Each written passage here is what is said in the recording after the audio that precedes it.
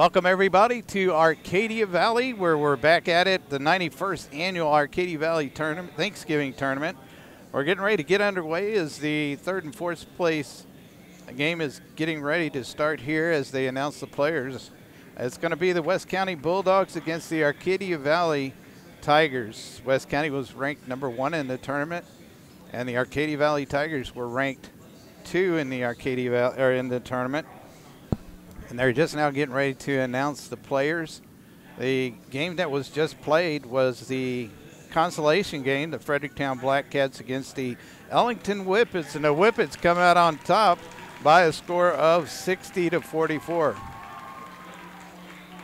For the Arcadia Valley Tigers team, Austin Wren, number 15, will be starting off. Number 21, Carter Brogan.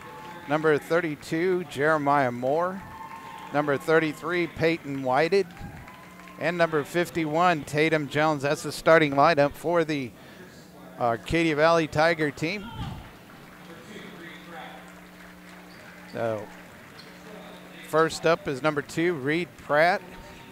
Number 12, Nathan Hollick. Number 14, Hayden Roney. Number 20, Nate Kennard.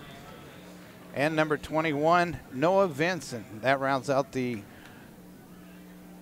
young men that are starting the game here. The West County Bulldogs won in the first round. They beat the Fredericktown Black Cats in the semifinals yesterday. They lost to the Lesterville Tigers, beat Clearwater in their first game. Lost to the South Iron team, South Iron Panthers, to get to this third place game. We're ready for tip-off as Kennard ready to tip it off with Moore. Moore gets it back to number 21, Brogan. Brogan being defended by Vincent. Starts to drive into the lane, has to bring it back out. Looking for somebody to get it to. Gives it over on the left side to Wren. Wren, number 15, looks down inside. Nothing there, being held inside. No call made as Wren has to get it back out to Brogan. Brogan on the left wing drives in and loses the handle on the ball, recovered by Roney for the Bulldogs. Up to Hollick on the left side. Back out top to Pratt. Pratt calling out a play as he swings it around to the right wing to Hollick. Out top to Kennard to Pratt.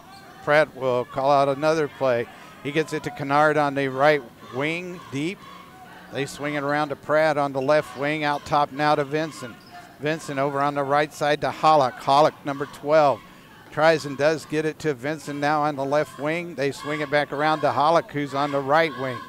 A high pass. It looks like there's going to be a traveling violation called against the Bulldogs. That's Kennard. Turnover to the Arcadia Valley Tigers.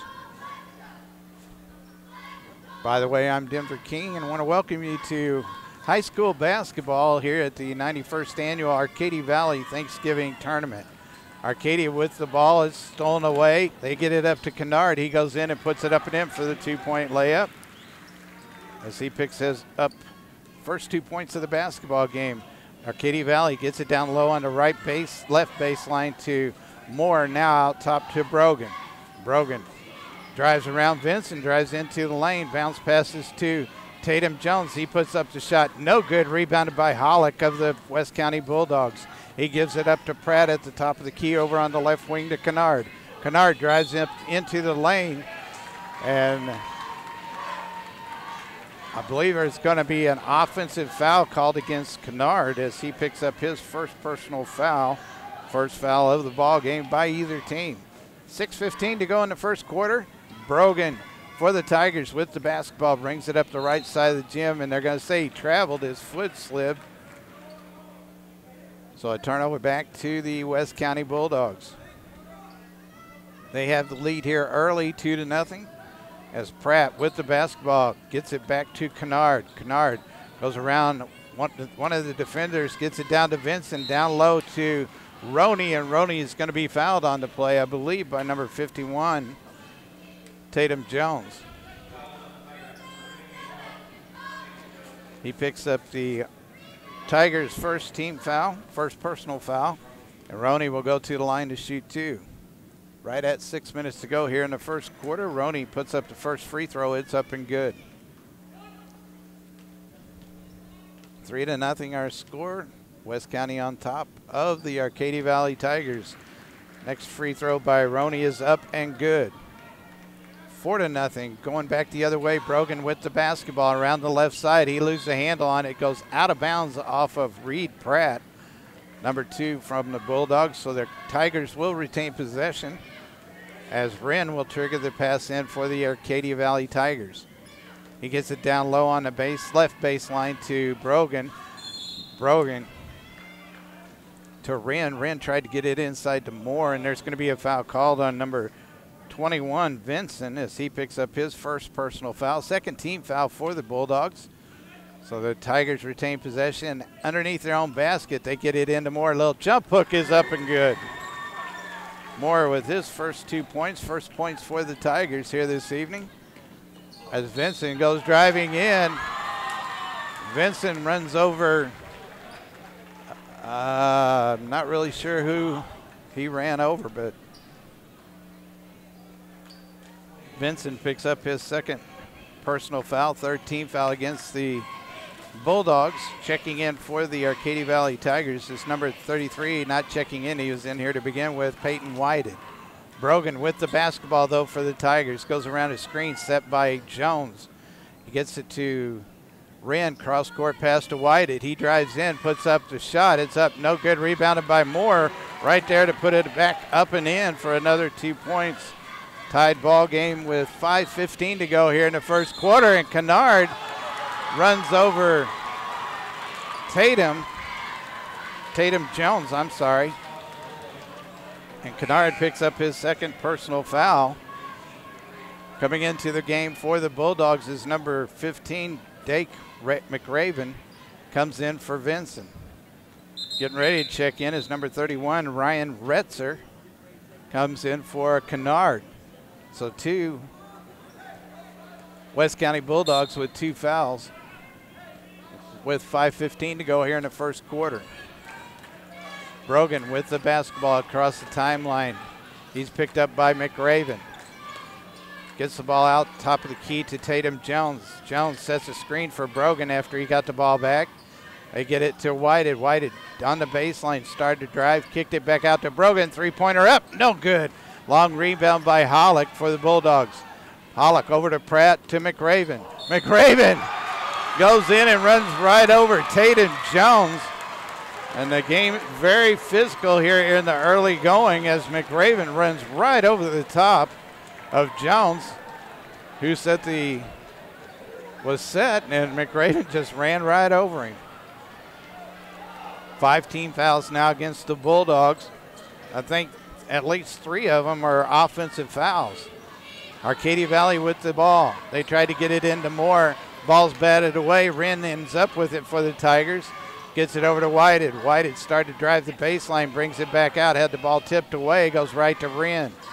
Wren to Brogan. Brogan way out almost at half-court line.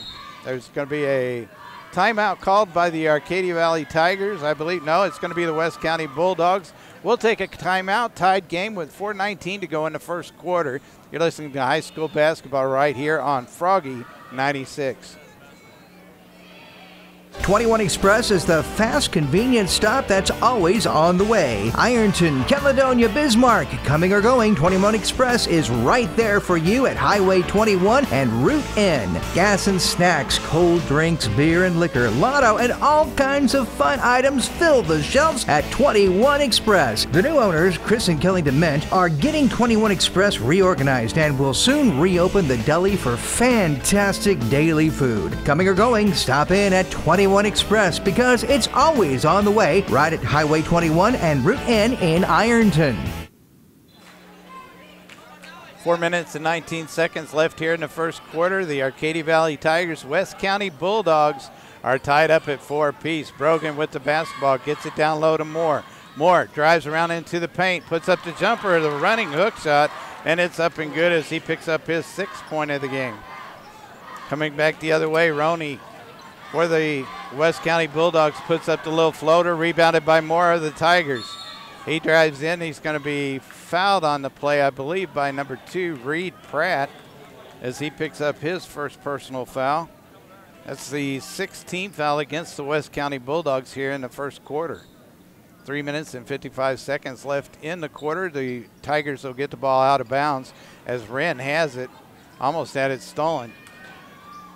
He gets it to Vandergriff. He puts up the shot, no good. Gets his own rebound, gets it to Moore.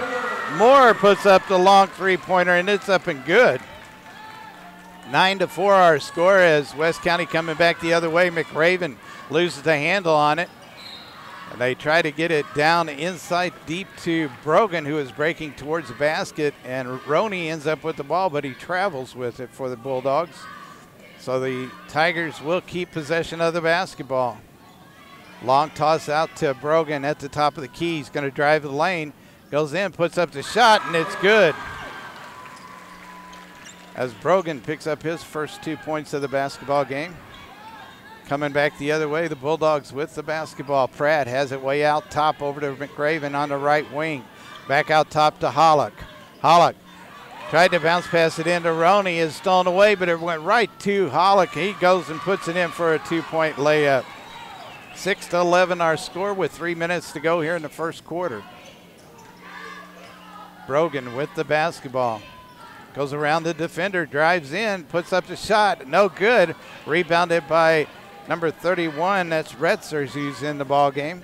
Gets it over to Pratt. Pratt drives in, tried to dish off to Roney, but there's going to be a pushing foul called, I believe, against number 21. That is Brogan as he picks up his first personal foul. A couple of substitutions here as number 20 comes into the game. Dakota Jones comes in for Tatum Jones. Simley's into the ball game. There's going to be a foul called on Dakota Jones as Simley went to put up a shot, and he was fouled inside. Also in the ball game for the Arcadia Valley Tigers, number 23, Mickey Sizemore. And I believe Simley was the only replacement that's come in. He puts up his first free throw. It's up, no good.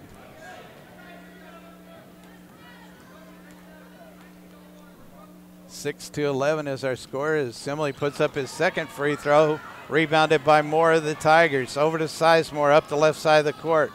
Stops, gets it back out top to Moore. Moore tries to go around Simley. He pulls up, puts up the shot, no good. Ball's batted around. Hollick ends up with it. Tried to get it over to Simley. It goes right to Moore. Moore loses the handle on it. Retzer picks the ball up, gets it to Simley, a three-pointer. Long three-pointer's up, no good. Rebounded by McRaven. He puts it up, no good.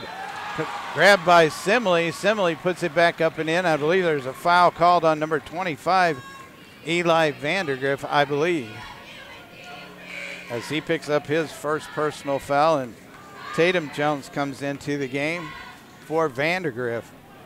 So Simley will go to the line and shoot one. He picks up his first 2 points. 8-11 our score with 2 minutes and 10 seconds left here in the first quarter. Simley back to the free throw line. Puts it up. It's up. No good. Rebounded by Dakota Jones. Back the other way. Sizemore with the basketball on the wing. Gets it down low on a perfect pass to number 51, Tatum Jones. The ball is stripped away, and I believe it's going to be West County's basketball as Brogan's going to check back into the game for number 15, Wren. 1 minute and 56 seconds left here in the first quarter. 3-point lead for the Arcadia Valley Tigers as the Bulldogs have the ball. Good pick that time by Sizemore. Had to be careful and not foul, and goes in, tried to pass it off. It's stolen away by the Bulldogs. Pratt with the basketball, gives it to Hollick on the right wing. Down low to Simley, to McRaven, out top to Hollick. He puts up the long three-pointer. It's up, no good. Rebounded by Moore. Moore over to Sizemore for the Tigers. Has an open lane, drives in, stops, and he's going to be called for a traveling violation with 1 minute and 25 to go here in the first quarter. Sizemore is coming out, and Whited back into the game for the Tigers. Retzer will trigger the pass in for the Bulldogs. Arcadia Valley now with full court pressure on as they get it into Pratt. Pratt tried to get it to Simley, and it bounced. They're saying it bounced went off of one of the Arcadia Valley Tigers players. Hollick's going to try to get the pass in. Is tipped and right to Whited. Whited up to Brogan. Brogan on the right side goes in for the easy 2-point layup. 13-8 with 1:05 left here in the first quarter. McRaven with the ball to Simley deep on the right wing. They swing it around to Retzer. Retzer puts up the long jumper. It's no good. Rebounded by Simley. Simley to McRaven. He puts up the long 3-point jumper, and it's going to go out of bounds. A turnover back to the Tigers. 52.8 seconds left here in this first quarter. 13-8. The Arcadia Valley Tigers up by 5. Brogan with the basketball for the Tigers. Gets it to Whited on the right wing, deep on the right wing. Gets it down low to Brogan, who is breaking for the basket. He puts up the low jump shot. No good. Rebounded by Simley. Simley gets it to Pratt over to Hollick on the left wing. And back out top to Pratt. Pratt to McRaven on the right wing. 27 seconds left here in the first quarter. They get it out to Hollick. And it's tipped out of bounds by Dakota Jones, number 20. So a stoppage in play. 22.9 seconds left here in this first quarter. Number 13, Chayton Akers, comes into the ball game for number 12, Hollick. So Akers gets it out to Pratt. Back to Akers. Akers wears number 13 on his back. Way out on the right wing. Now it's going to be double team. He loses the handle on the ball. Dakota Jones ends up with, no he doesn't. They're going to call a jump ball. Possession arrow is in favor of the West County Bulldogs.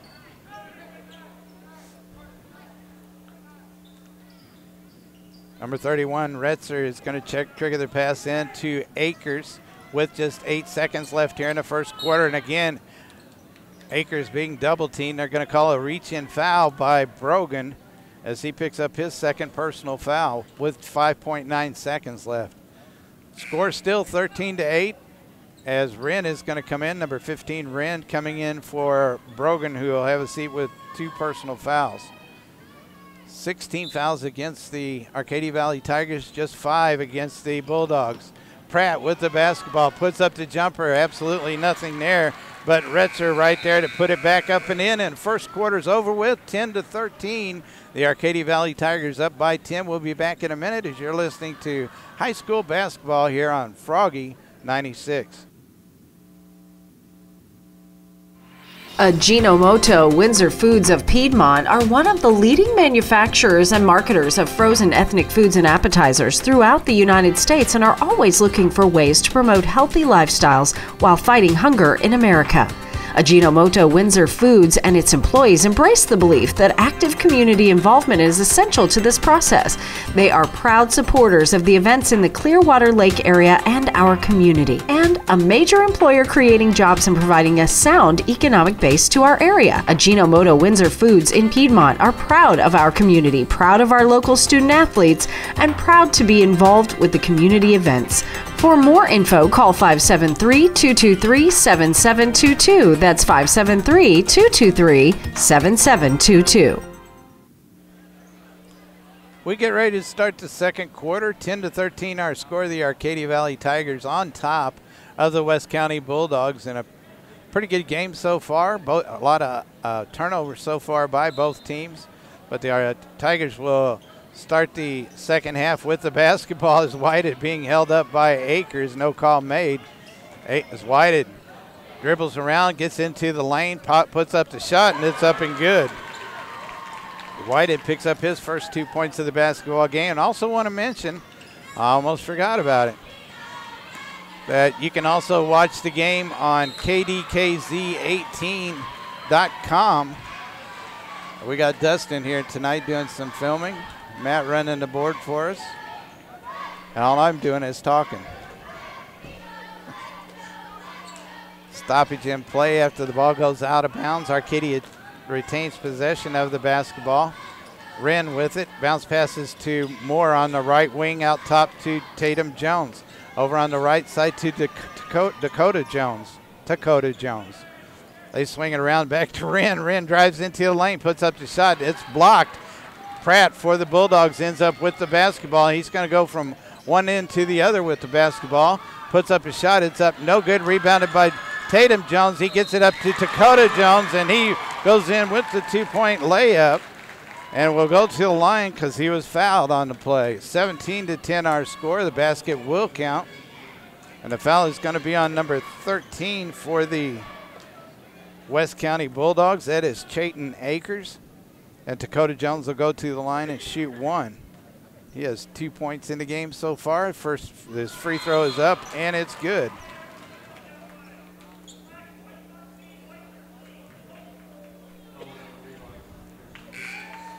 There's a foul called. I believe there was a foul called on somebody. Should be 1-1. Must have been somebody from West County. West County bringing in 3 different players. Moore is going to go to the line. Still not sure who made the foul. It's number 13, Akers. And checking in for the West County Bulldogs, McRaven's in, along with Roney, Kennard, and Vinson. Moore with the basketball. Puts up the long three-pointer. It's up and good. Moore's on fire here this evening for the Arcadia Valley Tigers. West County with the basketball. They get it to Vincent. Vincent pulls up, drives into the lane, tried to hand the ball off on an errant pass, and Dakota Jones ends up with the basketball. He gets it up to Whited. Whited up on the left wing, drives into the lane, goes in for the layup, no good. Rebounded by Tatum Jones. Little turnaround jump is up, no good. Rebounded by Dakota Jones, and it rattles around and goes in as Dakota Jones picks up his 5th point of the basketball game. West County coming back the other way. Pull up right at half court. Long pass down to McRaven. Out top now to Pratt. He gives it over on the right side to Kennard. Out top to McRaven. They swing it around to Pratt. Pratt puts up the long three-pointer. It's up. No good. Rebounded by Vincent. He puts the shot up. It's no good. Rebounded by Roney. He puts it up, and Tatum Jones ends up with the basketball for the Arcadia Valley Tigers. They have a 23-10 lead with 6 minutes to go here before halftime. Dakota Jones cross-court pass to Whited. Whited's going to drive in, puts up the shot, no good. Rebounded by Tatum Jones, and he puts it up and in for 2. 25-10. West County has the ball stolen away by Arcadia Valley. That was Whited, and he goes in and he's fouled on the play, I believe by number 14, Roney.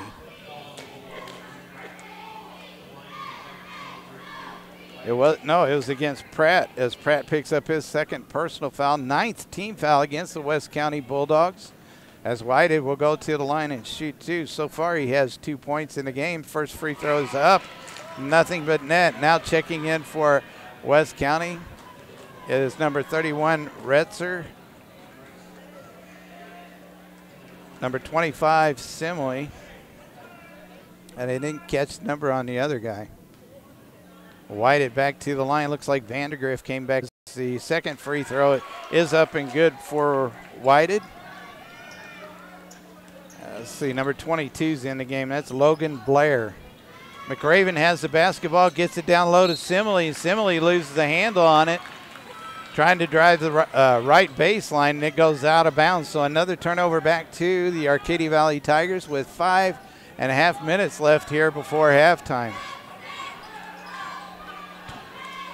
Arcadia Valley with the basketball. Number 33, Whited, gets it over on the right baseline wing to Vandergriff. He puts up the shot, no good. Rebounded by Moore. Moore puts up the shot, no good. Gets his own rebound, puts it back up and in for another 2 points. Back the other way quickly. Blair with the basketball as Simley puts it on the floor. Little running jump shot is up, no good. Rebounded by Wren. Wren to Moore. Moore with a long three-pointer is up and good. Runs the score up to 32-10 with 4:45 to go in the first half. Retzer with the basketball for the West County Bulldogs is called for a traveling violation, so the clock stops with 4:46 to go here before halftime.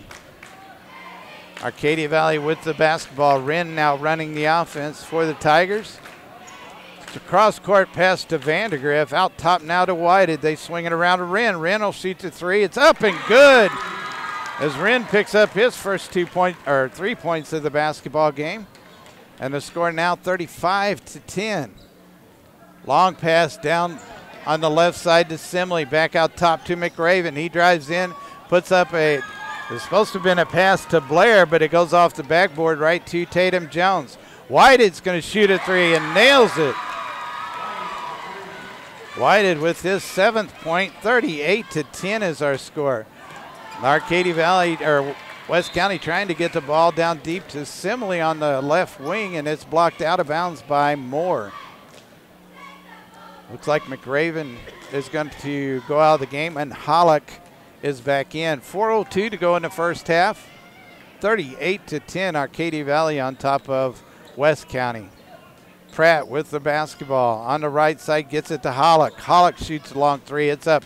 No good. Rebounded by Simley. Simley turns and puts it off the glass for 2 points. His 4th point of the game so far, and back the other way. Arcadia Valley with the basketball. Whited has it on the right side now to Wren. To Vandergriff down deep. He cross-courts pass to Whited. Whited off the left baseline. Little floater, and he puts it up and in. Coming back the other game, Retzer with the basketball. Being double-teamed, and it's going to be stolen away by Vandergriff. And he's going to shoot a three. And he misses everything, and it'll go out of bounds. And it'll be a turnover to the Bulldogs with 3:12 to go here before halftime. Checking in for Arcadia Valley is number 3, Luke Savage, I don't have a number 3 on my roster. I may have missed him. But anyway, he's into the basketball game. Number 3 is Luke Savage. I just wrote down the wrong number. Pratt comes down and picks up his first 2 points of the game for the West County Bulldogs. Now Arcadia Valley getting a little bit sloppy as they throw the ball out of bounds and stops the clock with 2:55 to go in the half. They have the big lead, 14-40. Simley gets the pass into Pratt. Pratt being guarded by Whited as the Arcadia Valley Tigers have full court man-to-man pressure on. Pratt gets the ball in the right wing to Retzer. Bounce pass, tried to bounce pass down to Simley, stolen away by Moore. Moore is going to pull it up and run a little bit of clock, it looks like. Cross-court pass to Wren on the left side, but he bounce passes to Whited down to Moore. Long three-pointer, it's up, no good. Rebounded by Wren. Wren over to Whited on the right side, back to Wren. He'll shoot the three. Oh, it's up and good as he picks up his second three-pointer of the game. 43-14. Again, Arcadia Valley with full court pressure on. Man-to-man pressure on the West County Bulldogs. They get it across the timeline. Retzer has the ball, looking for somebody to get it to. He hands the ball off to Pratt. He bounce passes down low on the right side to Simley. He puts up the shot, no good. Rebounded by Moore. Moore up to Savage. Savage on the right side. Had the ball tipped, but gets the ball to Wren. Wren bounce passes back to Savage on the right side, deep on the right side. Now cross-court pass on the left wing to Wren. They get the ball down low to Moore, and Moore picks up another 2 points. 45-14 our score with 1:25 seconds left here in the first half. Simley with the basketball gets it to Pratt. Pratt gets it across the timeline, being guarded by Whited. He stops and pops on the left side, nothing there, as Wren with an easy rebound of the Arcadia Valley Tigers. He gets it to Whited. Whited drives the baseline, puts up the shot, no good. Rebounded by Retzer. Retzer gets it up to Simley. Simley's going to drive in and try to shoot it. No, he is. He throws it up there. Rebounded by Blair. Blair kicks it out to Hollick. Hollick puts up the long three-pointer, and it's good. His 5th point of the game. 17-45 with 45 seconds left here in the first half. Wren with the basketball for the Tigers. Bounce passes out top to Whited, back to Wren. Wren back to Whited. They play catch, 35 seconds to go. Down on the left baseline to Dakota Jones. way out top to Wren on the right side to Whited, back to Wren, back to Whited to Dakota Jones. They're going to run the clock out, I think. Going to try to. No, they get it down low to Moore. Moore puts it up and in off the glass as he picks up another 2 points. 17-47, a 30-point lead with 10 seconds left here before halftime. As Pratt's going to drive in, may have been traveling, but they call a foul, I believe, on number 15. That'll be, I believe it was Wren, yes. So the clock is stopped with 6.2 seconds left, and Pratt will go to the line and shoot two. He has 2 points in the game so far. As he eyes up the basket, puts the shot up. It's up, no good. Couple of substitutions as Tatum Jones coming into the game along with Mikey Sizemore. Pratt to the line to shoot one more free throw. It's up and it's good. 18-47, back the other way quickly. Mikey Sizemore with the ball, kicks it out. Savage, he throws up the three-pointer. It's up, no good. And at halftime, 18-47, the Arcadia Valley Tigers on top of the West County Bulldogs. We'll take a timeout. We'll be back shortly with more high school basketball right here on Froggy 96. Ameren Missouri Tomsawk plant has been embedded in our community for over 50 years. Ameren is proud to employ the hardworking people that make up our community and support our area schools and students in all of their activities like high school sports. Good luck, athletes, and keep up the good work from all the employees at Ameren Missouri Tomsawk plant.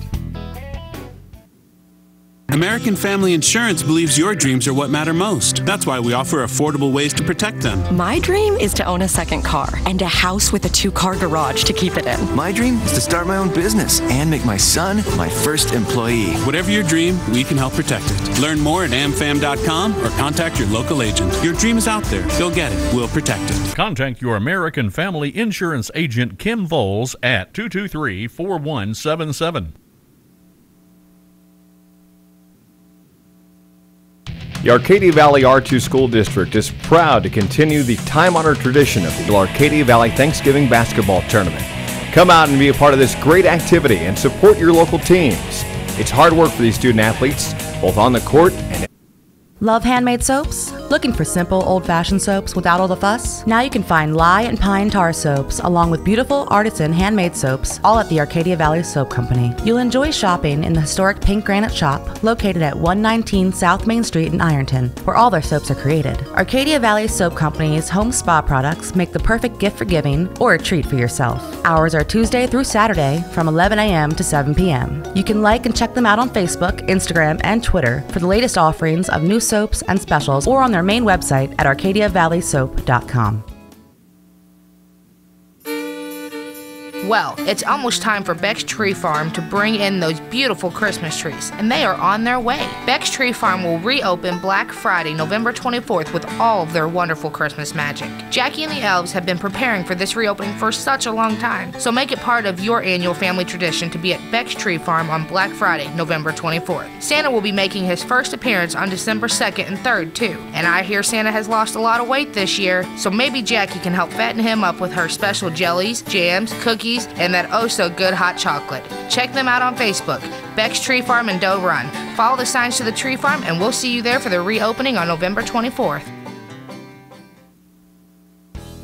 The faculty and staff at the Bismarck R5 School District would like to take a moment to wish all the area athletes the best of luck in your Arcadia Valley Thanksgiving Tournament. Now, if you get the chance, go out and see the athletes perform in their sports endeavors this year. They work very hard both on and off the basketball court to make these games possible. Good luck, athletes, and happy Thanksgiving to all from everyone at the Bismarck R5 School District.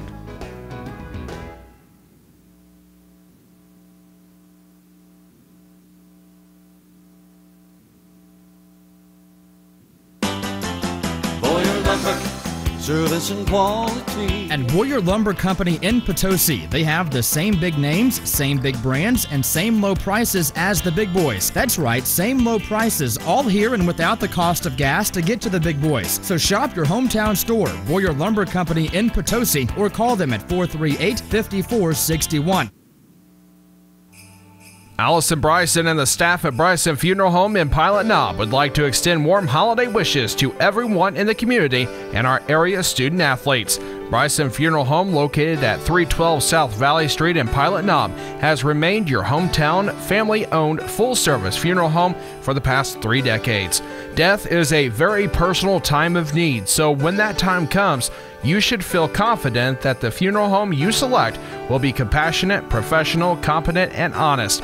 Bryson is dedicated to providing you with the comfort, care, and guidance you need, beginning with your very first contact with them. Allison Bryson has continued with her father's business legacy and continues to support the community just as he always did. Bryson Funeral Home in Pilot Knob, 573-546-6103.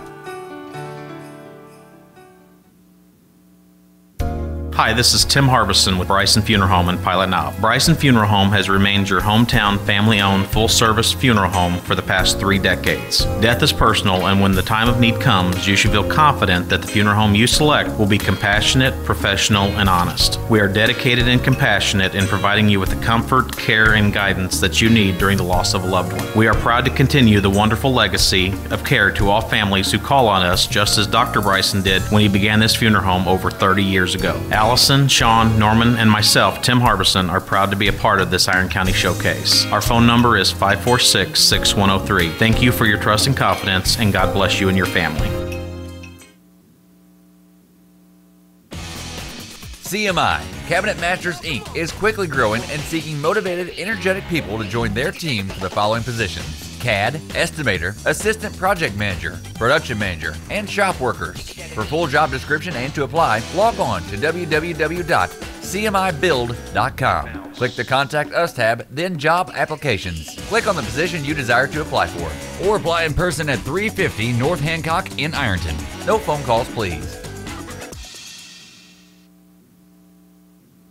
Clearwater Booster Club knows it takes hard work, dedication, and discipline to be a good athlete and a good student. On the field and off the field, these students and athletes represent their community and school with integrity and pride. If you would like to become a member of the Booster Club or need more information, give Kemp Fay a call at 573-778-4981. On behalf of everyone on the Clearwater Booster Club, good luck and go Tigers!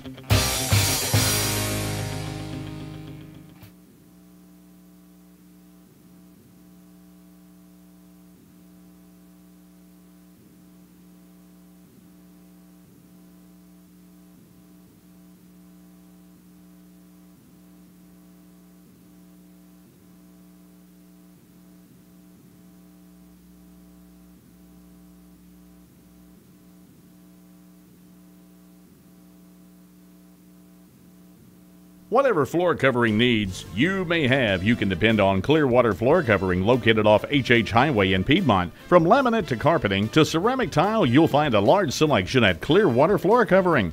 Expert installation is also available by Johnny and his staff at Clearwater Floor Covering. Stop by and see the selection of flooring in the showroom at Clearwater Floor Covering, located off HH Highway in Piedmont, or call 223-4766. 223-4766. Clearwater Floor Covering in Piedmont.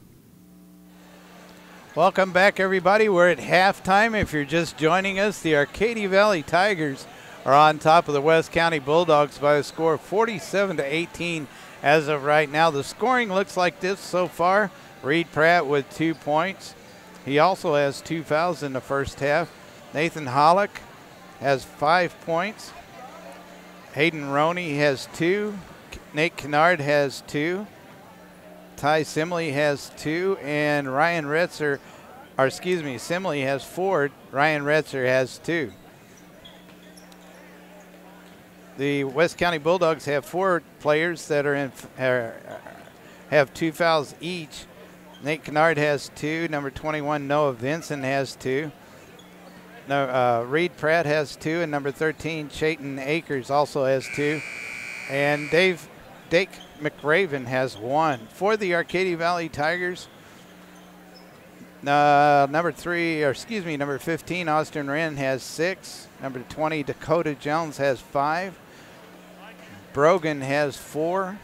Jeremiah Moore has been putting on a scoring. He's been on a tear so far with 21 points in the first half. Peyton Whited with 9 and Tatum Jones with 2. The only person with 2 personal fouls is number 21, Carter Brogan. As we get ready to start the second half, again, the score 47-18, the Arcadia Valley Tigers on top of the West County Bulldogs. And this is for third place in the 91st annual Arcadia Valley Thanksgiving Tournament. So it's still a big deal. Here about at 8 o'clock or so, we'll be broadcasting the game for first place. And it's going to have the number 5 seed, Lesterville Bearcats, against the number 3 seed, South Iron Panthers. So we still got a lot of basketball to go. Again, KDKZ18.com if you get a chance. Load it up and watch the game. Got Dustin over here on the camera that's running that part of the operation here this evening. And he's doing a really good job of it. So we're about ready to go. Got about a minute and a half before we get things started again. Both teams are out on the floor taking their warm-up shots, trying to get loosened up before we get ready to start this second half action. So we'll take a break. We'll be back in just a couple of minutes, and we'll get ready for the second half. Matter of fact, we may take just one break. Either wise, you're listening to high school basketball on Froggy 96. Hi, this is Drew Cole from Cole Family Funeral Home in Ironton. At Cole Family Funeral Home, we are honored to serve families in their time of need. From setting up pre-arranged or pre-funded funerals, planning a life celebration to fit your budget, or just answering questions about pre-need or other issues, we are here for you. We want to thank you for welcoming our services to the area, and we thank you for your trust. For any questions you may have, you may reach us at 573-546-0742. Thank you. Cole's Funeral Home in Ironton wants to wish all the teams participating in this year's AV Thanksgiving Tournament the best of luck. They would also like to send you warm greetings this holiday season. Happy holidays from Cole's Funeral Home in Ironton. We're ready to go. Welcome back, everybody. We're ready to start the second half. West County Bulldogs will get the basketball at half court as Kennard has it over to Hollick out top to Reed. Reed Pratt throws the ball away as Hollick was headed towards the right baseline, and Pratt thought that Hollick was still there, threw it away. Got McRaven, Hollick, Simley, Pratt, and Kennard starting for the West County Bulldogs. For the Tigers, we have Brogan, who has the ball right now. Drives to the free throw line, dishes off to Tatum Jones. He goes in for the shot, and he's fouled by number 25, Ty Simley. So Tatum Jones will go to the line to shoot 2. We got Whited, Brogan, Jones, Wren, and Moore as Jones puts up his first free throw. It's up and good. Looking for his second one. Is up off the front of the rim, rebounded by Simley of the Bulldogs. 48-18, back to a 30-point lead for the Tigers. Kennard with the basketball. Bounce passes out top to Hollick over on the left wing to Pratt. Pratt out to McRaven out top. Over on the right side to Hollick. He tried to bounce pass into Simley, stolen away by Wren. There's going to be a pushing foul called on Wren as he clearly tried to make a little bit of room between him and the defender, and he got caught for it. Picks up his second foul. So a turnover back to the Bulldogs as they try and do get it to Pratt. Pratt with the jumper is up. No good. Rebounded by Simley. Simley puts it back up and in as he picks up his 6th point of the game. And now West County with pressure on. They steal the ball away. They get it down to Hollick, and there's going to be a foul called on number 51, Tatum Jones, as Hollick was putting up the shot and got hammered down inside. 6:58 to go here in the third quarter, 20-48, as Hollick will go to the line and shoot 2. He has 5 points in the game so far. Looking to add to his total and the team's total. First free throw is up and good. Again, 21-48 our score. We're in the third quarter. Hollick with the basketball back, puts up the shot off the backside of the rim, but a long rebound by Simley. Simley gets it to Pratt. Long cross-court pass to McRaven. He puts up the jumper. Oh, no good. As Whited had the ball and got nailed by number 25, Ty Simley, and he picks up his second personal foul. So Fredericktown with the basketball. The clock is stopped with 6:50 to go here in the third. Wren gets the pass into Brogan. Brogan brings it up to court, being guarded by Wren. He gets it to Moore. Moore tried to bounce pass inside, I think, to Whited, and it went out of bounds. So a turnover back to the West County Bulldogs. Kennard, may have got caught traveling. No call was made, but the ball went after by 2 or 3 players, and I believe it ended up going off of Reed Pratt out of bounds. 6:34 to go in the third quarter. The Tigers get the basketball. Pratt was out of bounds when he touched the basketball. Brogan bounce passes to Wren on the left wing. Wren still with the basketball, drives the baseline. He may get called for another push-off foul. And he does as he talks things over with the referee. That's Wren's third foul, and he'll come out of the ball game as Eli Vandergriff is going to check back in. So West County with the ball. They get it into McRaven, to Kennard, over on the left side to Hollock. Hollock up quickly to Pratt. Pratt stops, pops up, no good. Ball batted around, ends up in the hands of Whited. Whited over to Brogan. Brogan up the left side of the court. Looks inside, he drives in, puts up the shot, no good. Rebounded by Kennard of the West County Bulldogs. He goes around 2 or 3 defenders, and there's going to be a blocking foul called underneath by number 25, Eli Vandergriff, as he picks up his second personal foul. Kennard was fouled while he was shooting the ball, so he'll go to the line and shoot 2. Kennard so far in the game only has 2 points for the West County Bulldogs, as his first free throw is up and good. Checking in for the Tigers is going to be number 20, Dakota Jones, as Tatum Jones will have a seat on the bench after he picks up his second personal foul. Kennard with the second free throws up, no good. Rebounded by Brogan. Brogan gets it up court to Dakota Jones on the left side to Whited. Whited lost a handle on it but gets it back, and then has his pocket picked by Hollock. He drives in, turns, puts it up, no good. Rebounded by Kennard. Kennard puts it up, no good. Rebounded by Vandergriff of the Tigers. They have numbers as they come back the other way. Brogan tried to get it and does finally get it to Moore. Moore drives in, puts up the jumper. It's no good, and I believe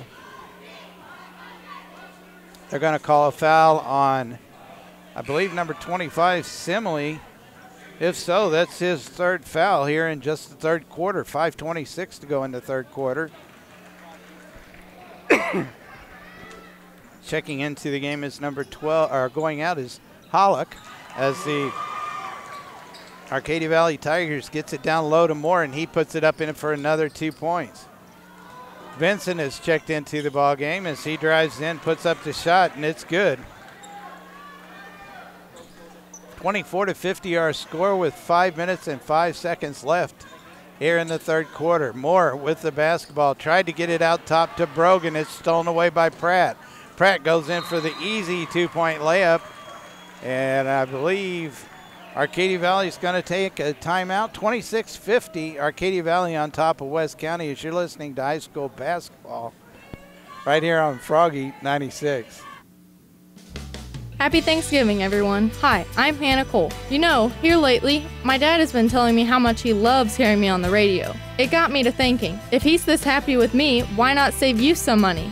How, you ask? At Cole's Tractor and Equipment, we have never done a Black Friday sale. Never. And I think it's time we change that. So, my mom and I sweet-talked Daddy Dearest into saving you some green this Black Friday. This year on Black Friday, only you can save 10% off all new in-stock 3-point hitch implements. That's right, 10% off all new in-stock 3-point hitch implements. So gobble till you wobble this Thanksgiving, then hurry into Kohl's Tractor and Equipment and get your savings on. But don't wait, because this Black Friday savings event is only on Black Friday. Remember, never have we ever had a Black Friday sale, so don't miss this one. Get to Kohl's Tractor and Equipment this Black Friday on Highway 32 just outside of Farmington. Kohl's Tractor and Equipment. Don't just follow the herd, lead the herd. Happy Thanksgiving. We look forward to seeing you.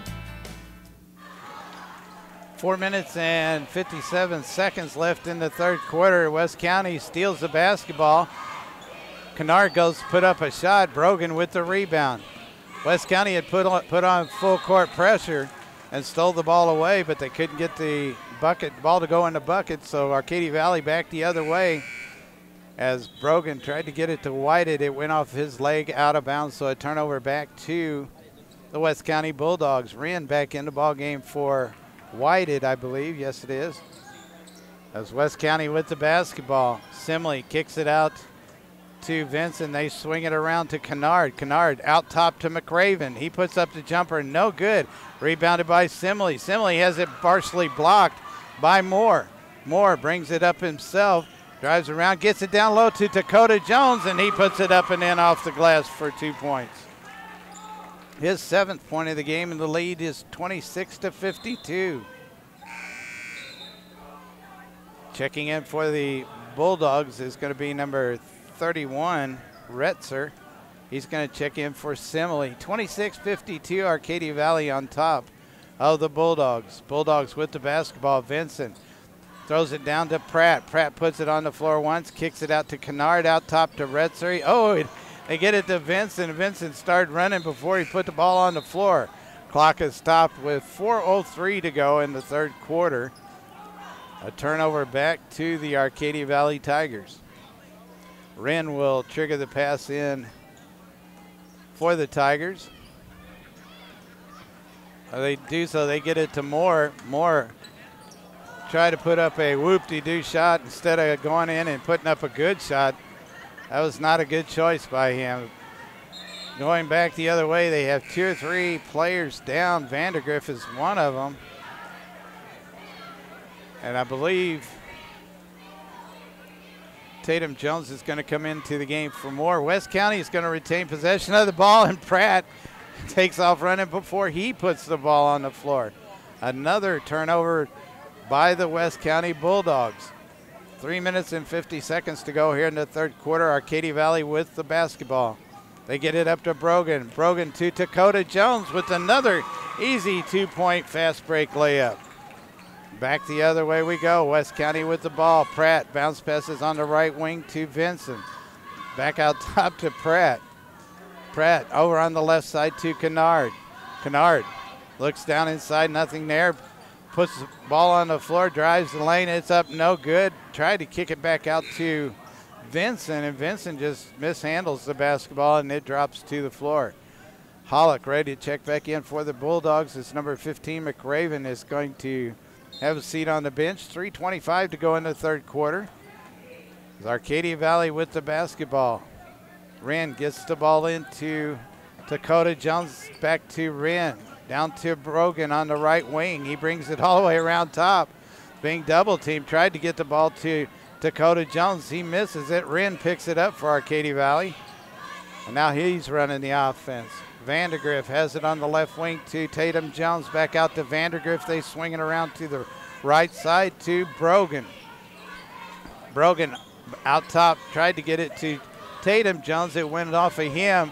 Brogan gets the rebound. He drives the lane and puts it up and in. His 6th point of the game. 26-56. We're up to a 30-point lead with 2 minutes and 40 seconds to go here in the third quarter. Retzer has the ball. It's knocked out of bounds by Brogan. The clock stops with 2:38 to go here in the third quarter. West County keeps possession of the basketball. Kennard will trigger the pass in for the Bulldogs. He does so to Vincent. Vincent gets it to Retzer. They swing it around to Hollick. He shoots the 3. It's up, no good. It goes off of, it's either Brogan or Tatum Jones and goes out of bounds. So West County retains possession of the basketball. 2.5 minutes to go here in the third quarter. Vincent for the Bulldogs with the ball. Gets it to Retzer. He shoots the long three-pointer. It's up and good. He picks up his 5th point of the game. 29-56 coming back the other way. Brogan. I bet I've been pronouncing his name wrong. He has the basketball way out top. Gives it on the right side to Tatum Jones. Jones on the left wing. Looking for somebody to get the ball to. Nobody there. Bounce passes to Dakota Jones. Dakota Jones out top to Brogan. To Wren. Wren does a head fake, picks up a screen, drives in. A little floating jumper is up and good. Back the other way, Pratt with the ball. 29-58. Arcadia Valley on top of West County as Hollick hits another long three-pointer. 32-58 with a minute and a half to go here in the third quarter. Long pass to Dakota Jones, back to Wren. Wren bringing the ball up court for the Arcadia Valley Tigers. Goes to the left side to Tatum Jones. He bounce passes down below to Brogan. Brogan turns, puts it up off the glass for another 2 points. He has 8 in the game so far for the Tigers. Again, Hollick wide open for another three-pointer. He puts it up, no good. Rebounded by Kennard. Tried to get it down low to Vincent. Picked off by Tatum Jones. He gives it to Brogan. Brogan to Vandergriff, who's back in the ball game, and he's going to be called for a traveling violation and turnover back to the West County Bulldogs. This Whited is going to check into the game as well as Moore. Wren is going to have a seat along with Tatum Jones. Pratt is going out of the ball game as McRaven comes back in. For the Bulldogs, a minute left here in the third quarter, 32-60. Arcadia Valley on top of the West County Bulldogs. Tried to get the ball back into Vincent, as knocked out of bounds by Dakota Jones. Retzer gets the ball into McRaven. He goes around the defender across the timeline. Loses the handle on it. Right to Retzer, though. They get it to Vincent. Vincent fakes the three, drives in, and he's going to be fouled on the play. We'll have to wait and see who it was. I believe it might have been number 3. No, it's number 33. Whited, as he picks up his first personal foul. That's the 5th team foul against West County, as Vincent puts up his first free throw. And it's good. Second free throw is up and good as well. Vincent with just 4 points tonight for the West County Bulldogs as Brogan drives in, puts a little jumper off the glass, used his body to make a little bit of room so he could put it up off the glass. Down the court quickly, Vincent gives the ball to Kennard, and there's going to be a foul called as Kennard was out of control there. And I believe number 20, Dakota Jones, is going to pick up his second personal foul. 6-team foul against the Tigers now, 3 against the West County Bulldog. And Kennard will go to the line and shoot 2. The first one is up and good. He has 4 points in the game for the Bulldogs, as thought Pratt was going to get ready to come back in, but I guess not. Kennard with his second free throw is up and good. He's 3 for 4 from the free throw line. Coming back the other way, 36-62 is our score. As Brogan tried to get the ball down to Moore, and it went out of bounds off of Moore, so a turnover back to the Bulldogs with 26 seconds left here in the third quarter. Kennard with the basketball. Drives around the defender. Moore drives in. There's going to be a blocking foul called on number 20, Dakota Jones, as he picks up his third personal foul. 2 of them real quick here, so Kennard will go to the line to shoot 2, as again he was fouled in the act of shooting. The first one is up, no good. He'll get the ball back. 21.6 seconds left on the clock here in the third, as Kennard with his second free throw is up and good. 4 for 6 at the line now as Brogan with the basketball, being double teamed, breaks it, gets it down low to Dakota Jones, and Jones puts it up and in. My day, we used to call those cheap buckets, as Vincent, trying to get the ball between 2 defenders, had the ball knocked away, and I believe ended up with a foul as he picks up his third personal foul, 4th team foul now against the West County Bulldogs. Now Roney coming into the game, number 14. He comes in for Retzer. Savage will trigger the pass in. He does so to Brogan. Brogan tried to get it inside to Moore, and it goes out of bounds off of Moore. So again, a turnover back to the Bulldogs with 2 seconds left. Third quarter is over, 37-64. The Arcadia Valley Tigers on top of the West County Bulldogs. We'll be back in a couple minutes with the 4th and final quarter here in the 3rd place game of the 91st annual Thanksgiving tournament here in Arcadia Valley. You're listening to high school basketball on Froggy 96. Have you been by Country Bouquet in Ironton lately to see what's new? Country Bouquet has lots of things for everyone, like wonderful fresh-cut flowers for any occasion, beautiful silks and silk flower arrangements, plus willow tree angels, Swan Creek candles, home decor, and Mama Says line of figurines. Don't forget Country Bouquet in Ironton is your home for unique items such as Lottie Dotties, ginger snaps, and chicks-like bling jewelry, scarves, and more. Perfect as gifts for your special loved one or even just for yourself. Country Bouquet would be happy to help with all of your special occasion needs, so come visit Country Bouquet on Main Street in Ironton and see their new expanded showroom. Call Shelley at 546-5056. That's 546-5056. That's Country Bouquet in Ironton, where they are more than just a florist. Fresh 8 minutes put up on the scoreboard. 8 minutes left in this basketball game, and right now Arcadia Valley with a 64-37 lead over the West County Bulldogs. West County was ranked number 1 in the tournament.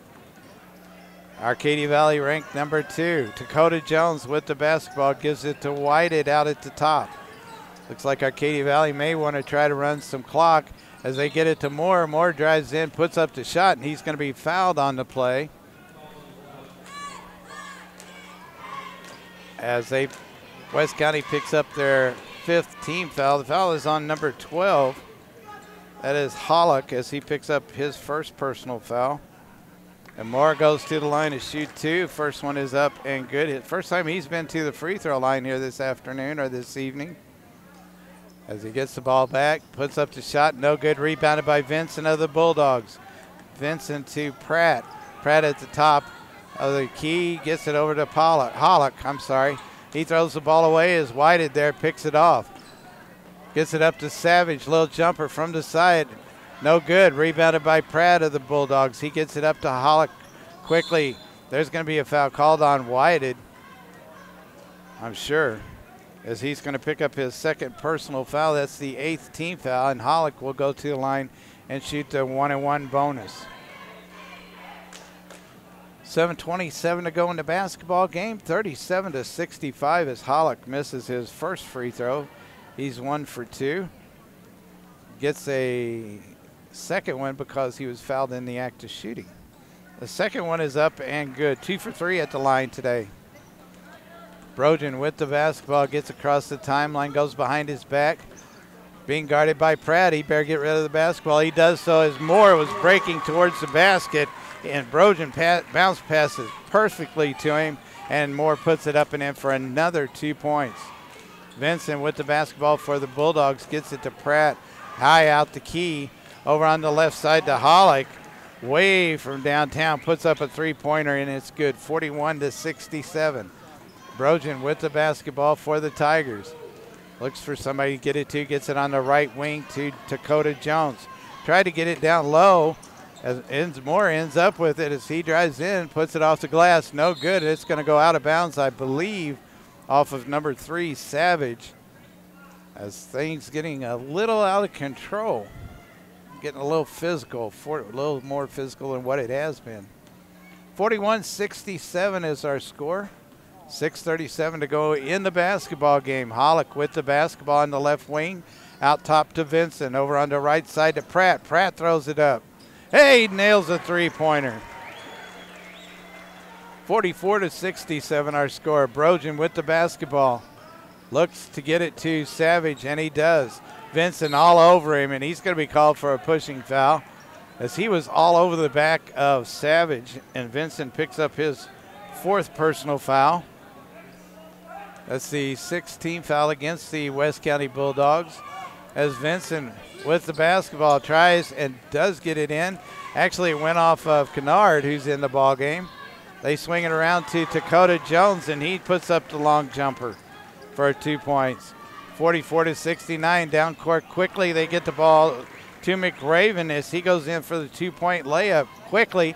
And again, down the floor quickly. Both teams running the ball as Brogan gets the ball down low to Dakota Jones with the reverse layup, and he puts it up and in, and he is fouled on the play by number 12. That is Hollick as he picks up his 2nd personal foul. Retzer coming back into the ball game along with Simley and Roney. Kennard, McRaven, and Hollick will have a seat on the bench. 5:57 to go in the basketball game. 46-71, Arcadia Valley on top as Dakota Jones goes to the line to shoot 1, and he nails it. He's perfect from the line, 2 for 2. West County going back the other way. Pratt with the basketball being guarded by Brogan. Now double teamed with Wren there.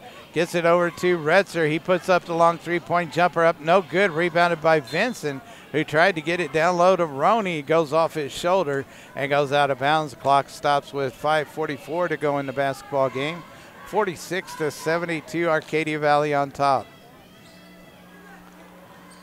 Arcadia Valley gets the ball in, and it's stolen away by Roney. He bounce passes low down to Pratt, and Pratt is going to be fouled on the play by number 20. That is Dakota Jones as he picks up his 4th personal foul here with 5:40 to go in the basketball game. Pratt goes to the line and shoots 2. First one is up, no good. And he'll get a second one as Tatum Jones comes in for Dakota Jones. Pratt with his 2nd free throw is up. Rattles around and goes in. He's 2 for 4 this afternoon from the charity stripe, that's what they used to call it. Brogan with Arcadia Valley has the basketball, still with it. Being pressured by Pratt, and I believe there's going to be a pushing foul called. It's going to be on number 32, Moore. Let's check it. They're saying number 21, Brogan, as he picks up his 3rd personal foul with 5:25 to go, and there'll be a double bonus situation for the rest of the ball game for the West County Bulldogs. Each time they're fouled, they'll go to the line and shoot 2. Simley to the line, puts up his 1st free throw. It's no good. Off the left side of the rim, he is 0 for 4 this afternoon at the line. Puts up his 2nd free throw and gets one. The score 48-72 with 5:20 to go in the basketball game. Again, Brogan with the basketball. There's going to be a timeout called by Arcadia Valley with 5:17 to go in the basketball game. 72-48, Arcadia Valley on top of the West County Bulldogs as you're listening to it live right here on Froggy 96. Dave's Market in Leadwood is the home of the $1 fountain drink. Dave's Market is also well known for their fresh meat and veggies, plus delicious bakery items. Check out their daily lunch specials Monday through Friday, including pork chops, mostaccioli, and the Bulldog Burger, a half-pound burger with grilled onions, cheddar cheese, and barbecue sauce. And Dave's has soft-serve ice cream, too. Dave's Market in Leadwood has breakfast as well, including their real homemade biscuits and gravy, cinnamon rolls, banana bread, and cobblers. That's Dave's Market on Church Street in Leadwood. 5 minutes and 17 seconds left in the 3rd place game. The Arcadia Valley Tigers with 72 points. The West County Bulldogs with 48. Arcadia Valley will get the basketball out of bounds as Wren back in the ball game. Gets it into Brogan. Brogan being guarded now by Roney. Goes around the screen that was set by Tatum Jones. Gets the ball to Wren on the right wing. Drives in the baseline, wide open. Puts up the jumper, no good. He gets his own rebound. Little turnaround jumper, and it goes back in for him as he picks up his 10th point of the game. 78-74. Pratt with the basketball. Gets it to Retzer on the right wing out top to Roney. Over to Pratt. Has Simley wide open. Simley puts it up and in off the glass. 9 points in the game for Simley. As Brogan brings the ball down, gets it into Mikey Sizemore, who's into the ball game. He puts up the little floating jump shot, and it's good for 2 points. He picks up his first 2 points of the game, 50-76. Vincent for the West County Bulldogs with the basketball. It's going to be a foul called.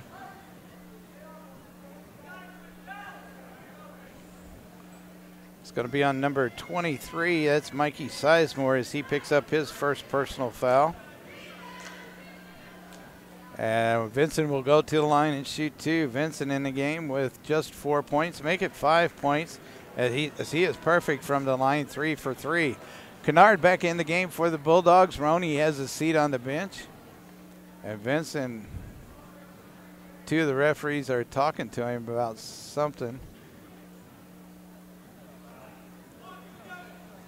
As he gets the ball back to shoot his second free throw, 51-76 as Vincent hits the second free throw. He's 4 for 4. Wren with the ball, has it stolen away by Retzer. Retzer goes in for the easy 2-point layup as he picks up his 7th point of the game. They get back the other way quickly. Sizemore with another 2-point layup as both teams doing a lot of fast breaking here. Simley shoots from way downtown. Puts in a long 3-pointer as it was a fadeaway jumper at that.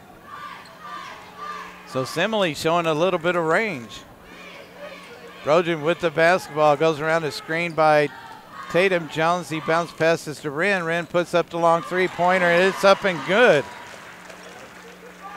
13 points for Wren as West County Bulldogs already on the other end of the floor. Retzer has it on the left wing. Cross court pass to Simley. He'll shoot another 3.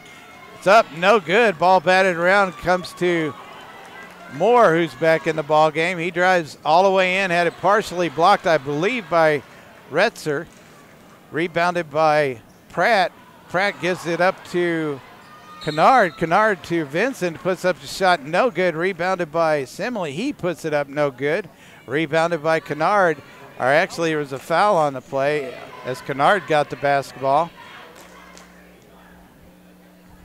And the foul's going to be on number 32, Jeremiah Moore, as he picks up his first foul of the game.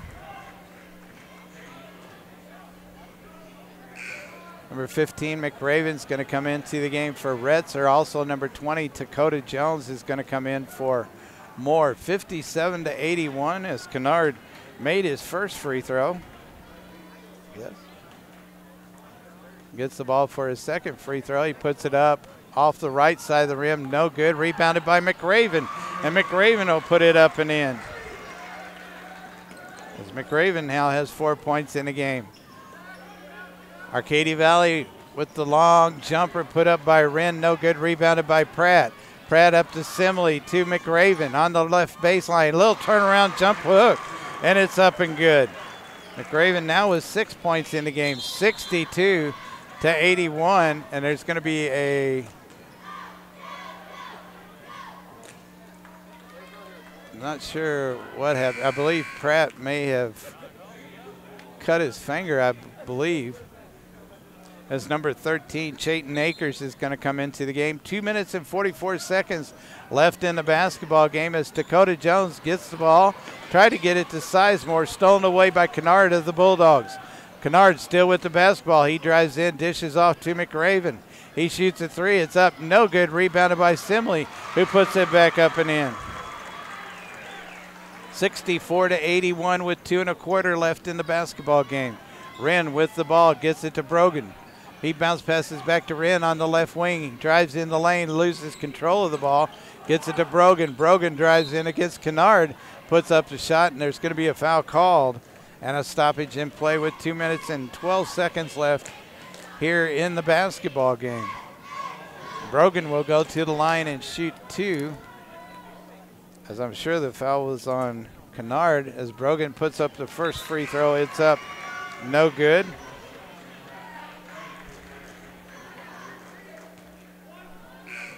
Brogan looks like Arcadia Valley is going to make a substitution as Whited is going to come into the game for. They're not going to let him make that change yet. As the foul was on number 20 for West County. That's Kennard. As Brogan puts up his second free throw, and it's good. 1 for 2 from the line tonight, but he has 11 points in the game for the Arcadia Valley Tigers. 82-64 with just over 2 minutes to go in the basketball game. Pratt with the ball gives it to Vincent out top to Kennard. Kennard on the left wing drives, dishes off to Reed. He puts up the long jumper. It's no good. The ball is going to go out of bounds off of Kennard. So a stoppage in play as Moore is going to come into the game for the Arcadia Valley Tigers for Jones. And I believe West County is going to call a timeout with 1 minute and 53 seconds left here in the ball game. You're listening to high school basketball right here on Froggy 96. The employees and staff of Southern Reynolds R2 Schools sends out their best wishes to all area athletes throughout their high school sports activities. Southern Reynolds R2 Schools also encourages everyone to come out and take part in your child's activities. That shows them that you support them and you want to be a part of their accomplishments. This message provided by Southern Reynolds R2 School District in Ellington, wishing all area athletes the best of luck.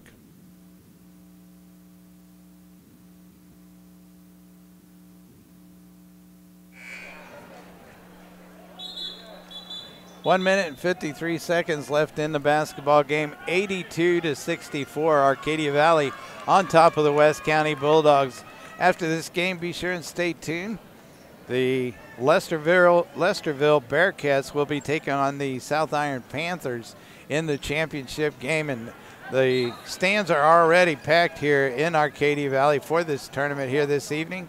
It's liable to get pretty wild and pretty loud as the Tigers try to get the ball in, and the ball's knocked out of bounds by number 2, Pratt of the West County Bulldogs. Sizemore will trigger the pass in.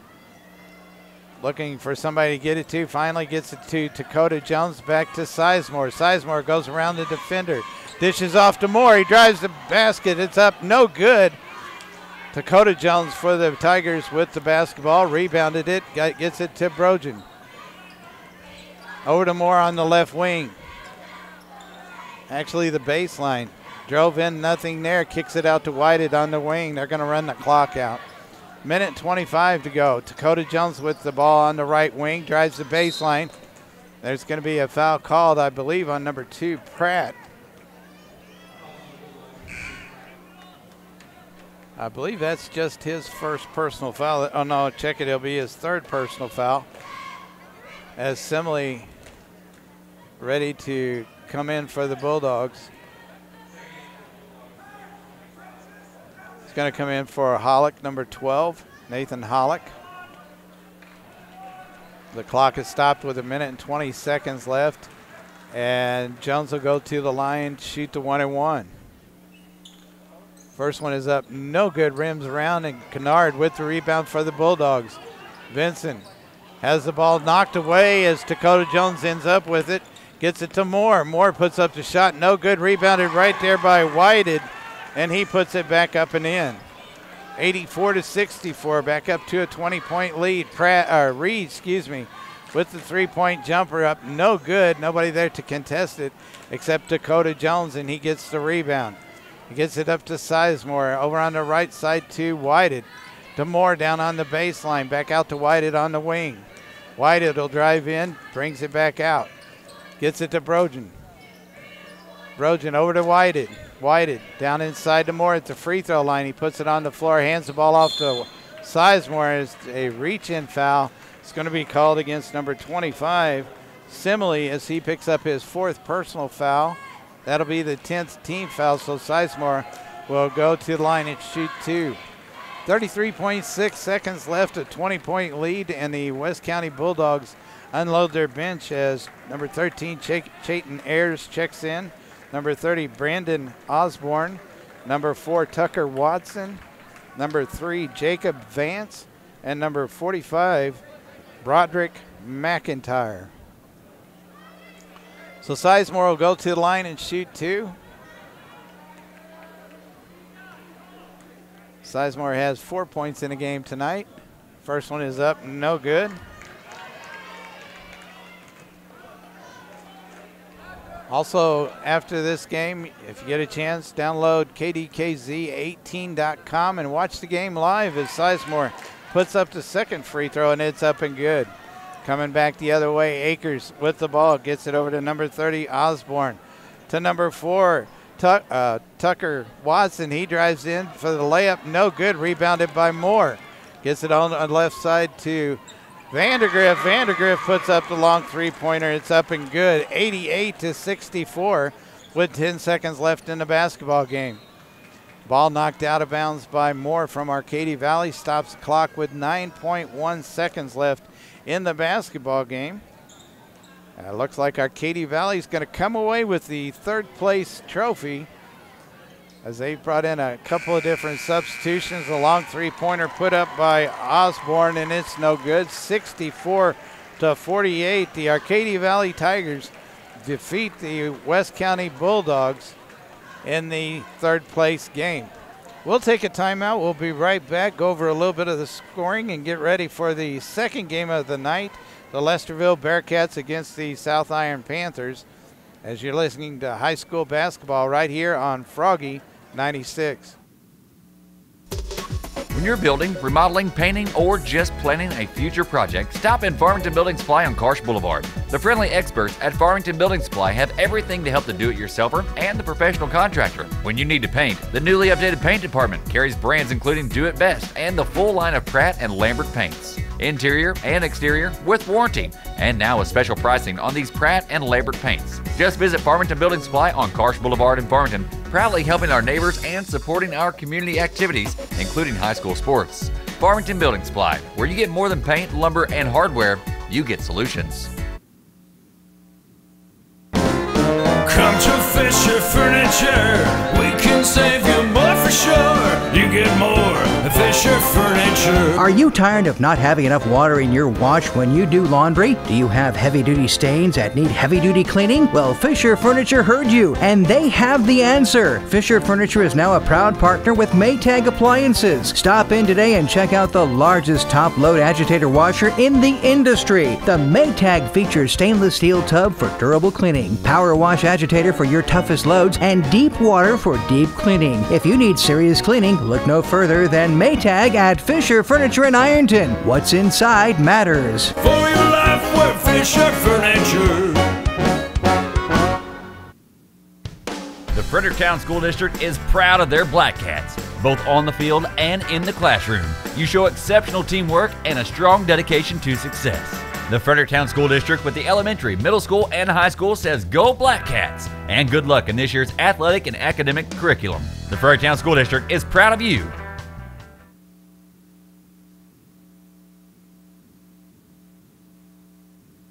The faculty and staff of the Greenville School District proudly supports their students. Come out and enjoy all the action as we see these young men and women demonstrate hard work and good sportsmanship. All the effort put forth in the game and in the classroom is greatly appreciated. Keep up the good work and go Bears! From the faculty and staff of the Greenville School District, proud to support all area student athletes and high school sports on the Dawkins Broadcast Group.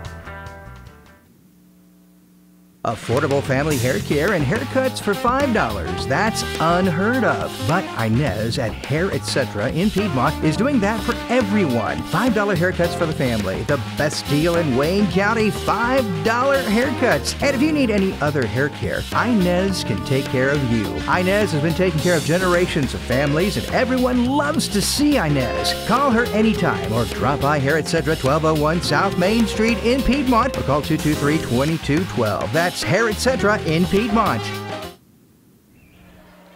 Welcome back, everybody, to Arcadia Valley's 91st Annual Thanksgiving Tournament. As we just got done broadcasting the third place game as the Arcadia Valley Tigers came out on top over the West County Bulldogs by a score of 88-64. As Arcadia Valley came out hot Scoring-wise for the West County Bulldogs, leading the way was number 25, Ty Simley, with 14 points. Nathan Hollick had 13. Reed Pratt with 9. Nate Kennard with 7. Ryan Retzer with 7. Dake McRaven with 6.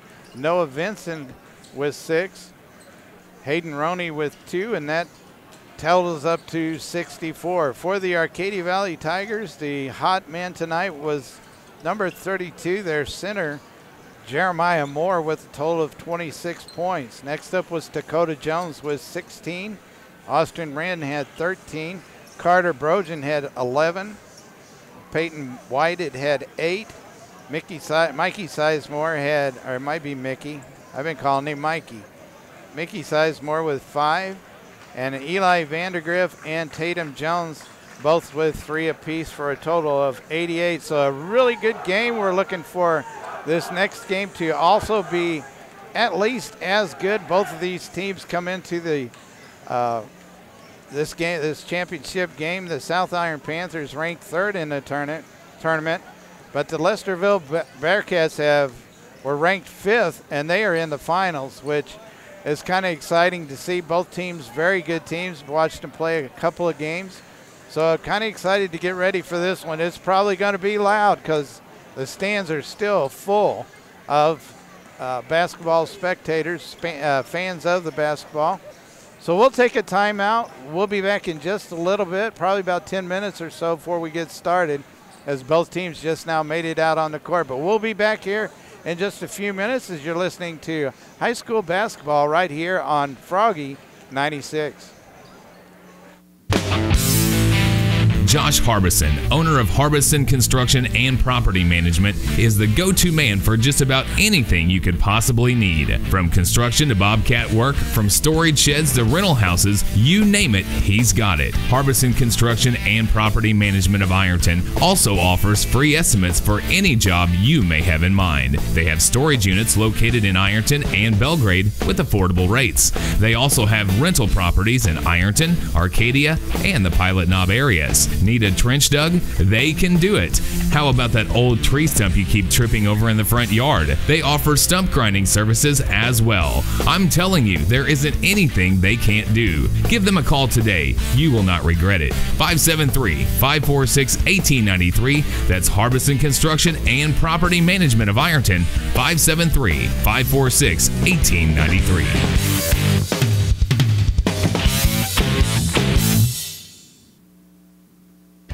Deer season is here, and that means more accidents because of deer crossing the roadways. Hills Metals and Motors in Ellington is the place to take your vehicle for a complete collision, along with auto service and repair. So if you find yourself crosshairs with a deer and your vehicle, remember to take it to the collision specialist at Hills Metals and Motors on County Road 300 in Ellington to make your vehicle look like new again. That's Hills Metals and Motors in Ellington. Call 663-7870. That's 663-7870 for Hills Metals and Motors on County Road 300 in Ellington. It's time for the 91st Thanksgiving Tournament in Arcadia Valley. Presiding Iron County Commissioner Jim Skaggs invites everyone out to enjoy all the action and cheer on their favorite teams. Our student athletes demonstrate great sportsmanship and determination both on the court and in the classroom. This Thanksgiving week, let's come out to support these young men and women. It's always fun at the AV Thanksgiving Basketball Tournament. Proud to sponsor our community and our schools, Iron County Commissioner Jim Skaggs invites you out to Ironton this Thanksgiving holiday week for the 91st Annual Arcadia Valley Thanksgiving Basketball Tournament. When you need service on your pump, more people depend on Jeff Thomas Pump Service in Ellington. Jeff has been servicing and rebuilding pumps all over southeast Missouri for years. Quality and trusted work is always performed by Jeff Thomas Pump Service of Ellington. Call Jeff today at 663-2638. That's 663-2638. When your refrigerator, washers, dryers, microwaves, dishwashers, or stove go on the blink, don't toss them out. Call JV Appliance Repair and let their knowledgeable repair people fix your appliance. While they handle appliance repair, they can also install new appliances, and they are fully authorized by all major appliance brands to provide installation. JV Appliance Repair is family owned and operated, so you're hiring local people to service or install your appliance. Call JV Appliance Repair today at 573-436-1446. That's JV Appliance Repair, 573-436-1446. JV Appliance Repair has 8 trained appliance and repair employees who install and repair up to a 90-mile radius. Call JV Appliance Repair today at 573-436-1446. Your friends at JV Contracting and Appliance Repair want to thank all their customers for their business this past year. Warmest Christmas wishes and have a great new year from everyone at JV Contracting and Appliance Repair. Kurt's Plumbing and Home Remodeling is the local team you can trust to get the job done right. Now, Kurt and his son Andrew and his wife Abby pride themselves on providing quality work at an affordable price. In business since 1993, more and more folks trust Kurt for plumbing, remodeling, repairs, and all phases of construction. Licensed, bonded, and insured, the team at Kurt's works hands-on from start to finish, making sure the customer satisfaction remains the top priority. Call on the team that gets the job done right, 573-766-5825, or call 573-431-8415 for the expertise and the craftsmanship that satisfies so many customers one job at a time. Kurt's Plumbing and Home Remodeling, 573-766-5825 or 573-431-8415. When you hear the name Medical Center Pharmacy, you think of a caring and qualified staff filling your family's prescriptions. The folks at the Medical Center Pharmacy here in Piedmont are your friends and neighbors, and they share the same common goal: to make life the best it can be for you and your family by offering the best prescription service anywhere. See the difference Medical Center Pharmacy can make. Call your prescriptions in anytime at 223-4235. Medical Center Pharmacy in Piedmont. Call 223-4235. Get in trouble much or know someone who does? Then I have a name you need to know. Norman Krumpecker, 436-9301. Norman Krumpecker Bail Bonds does 24-hour service. Phone answer service, you got it. With fast service guaranteed and credit terms available. You can't go wrong with Norman Krumpecker. Call 436-9301. That's 436-9301. Norman Krumpecker. Call me, I can set you free. Norman Krumpecker, 436-9301.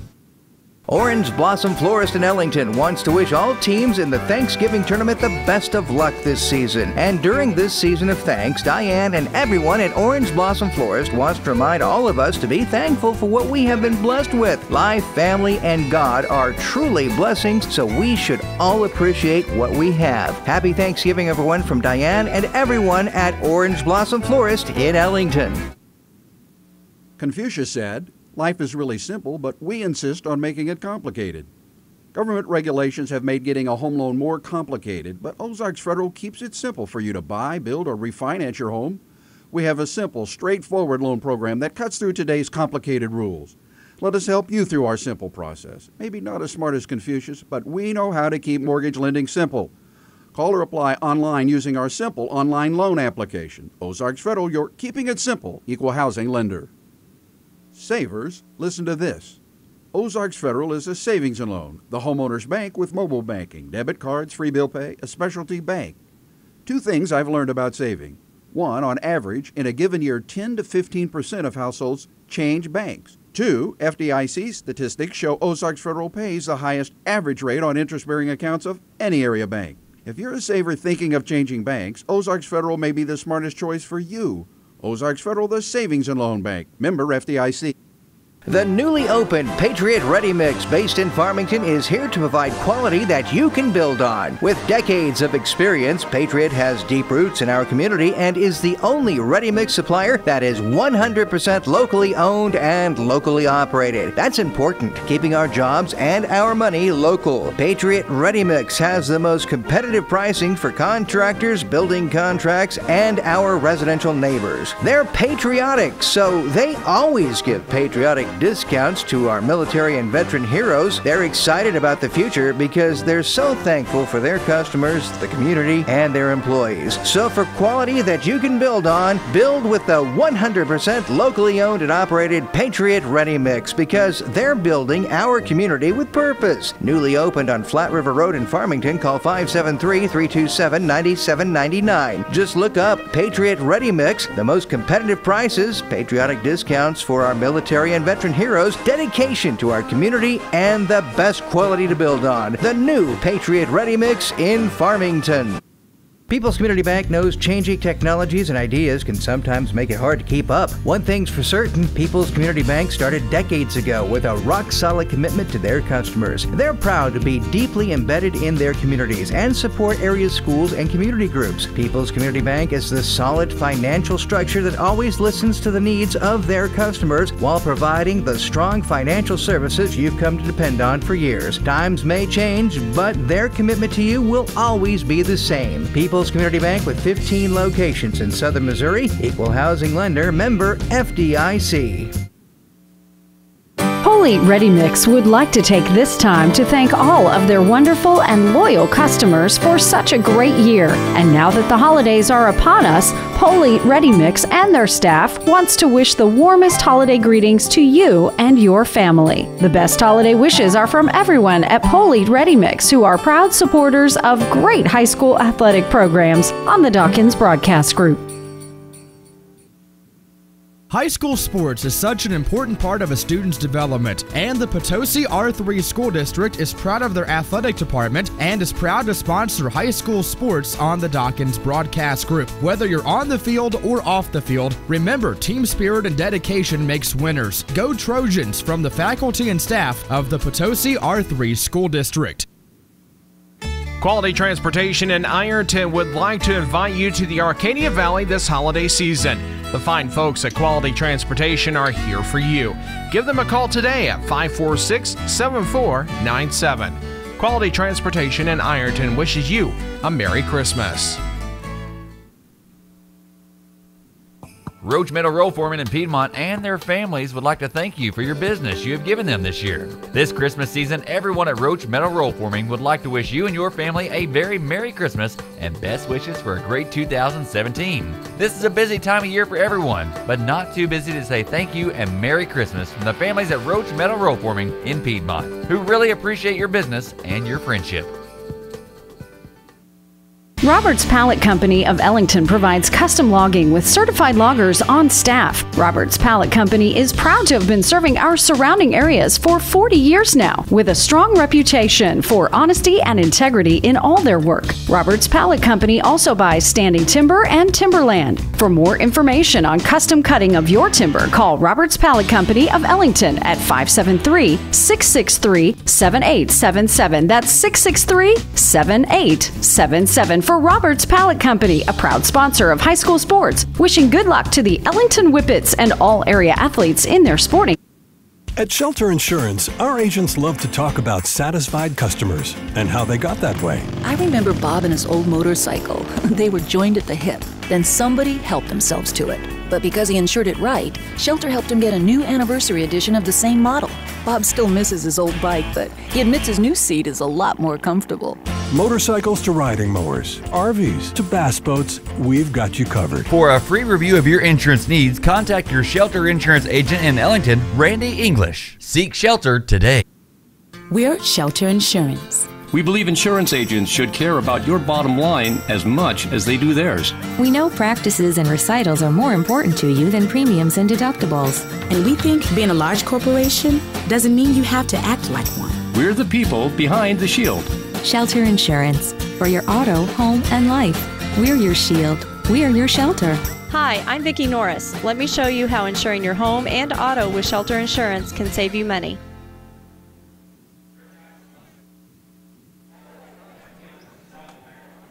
Welcome back, everybody. Oh, we're going to do the national anthem. We're going to take it to a commercial. We'll be right back.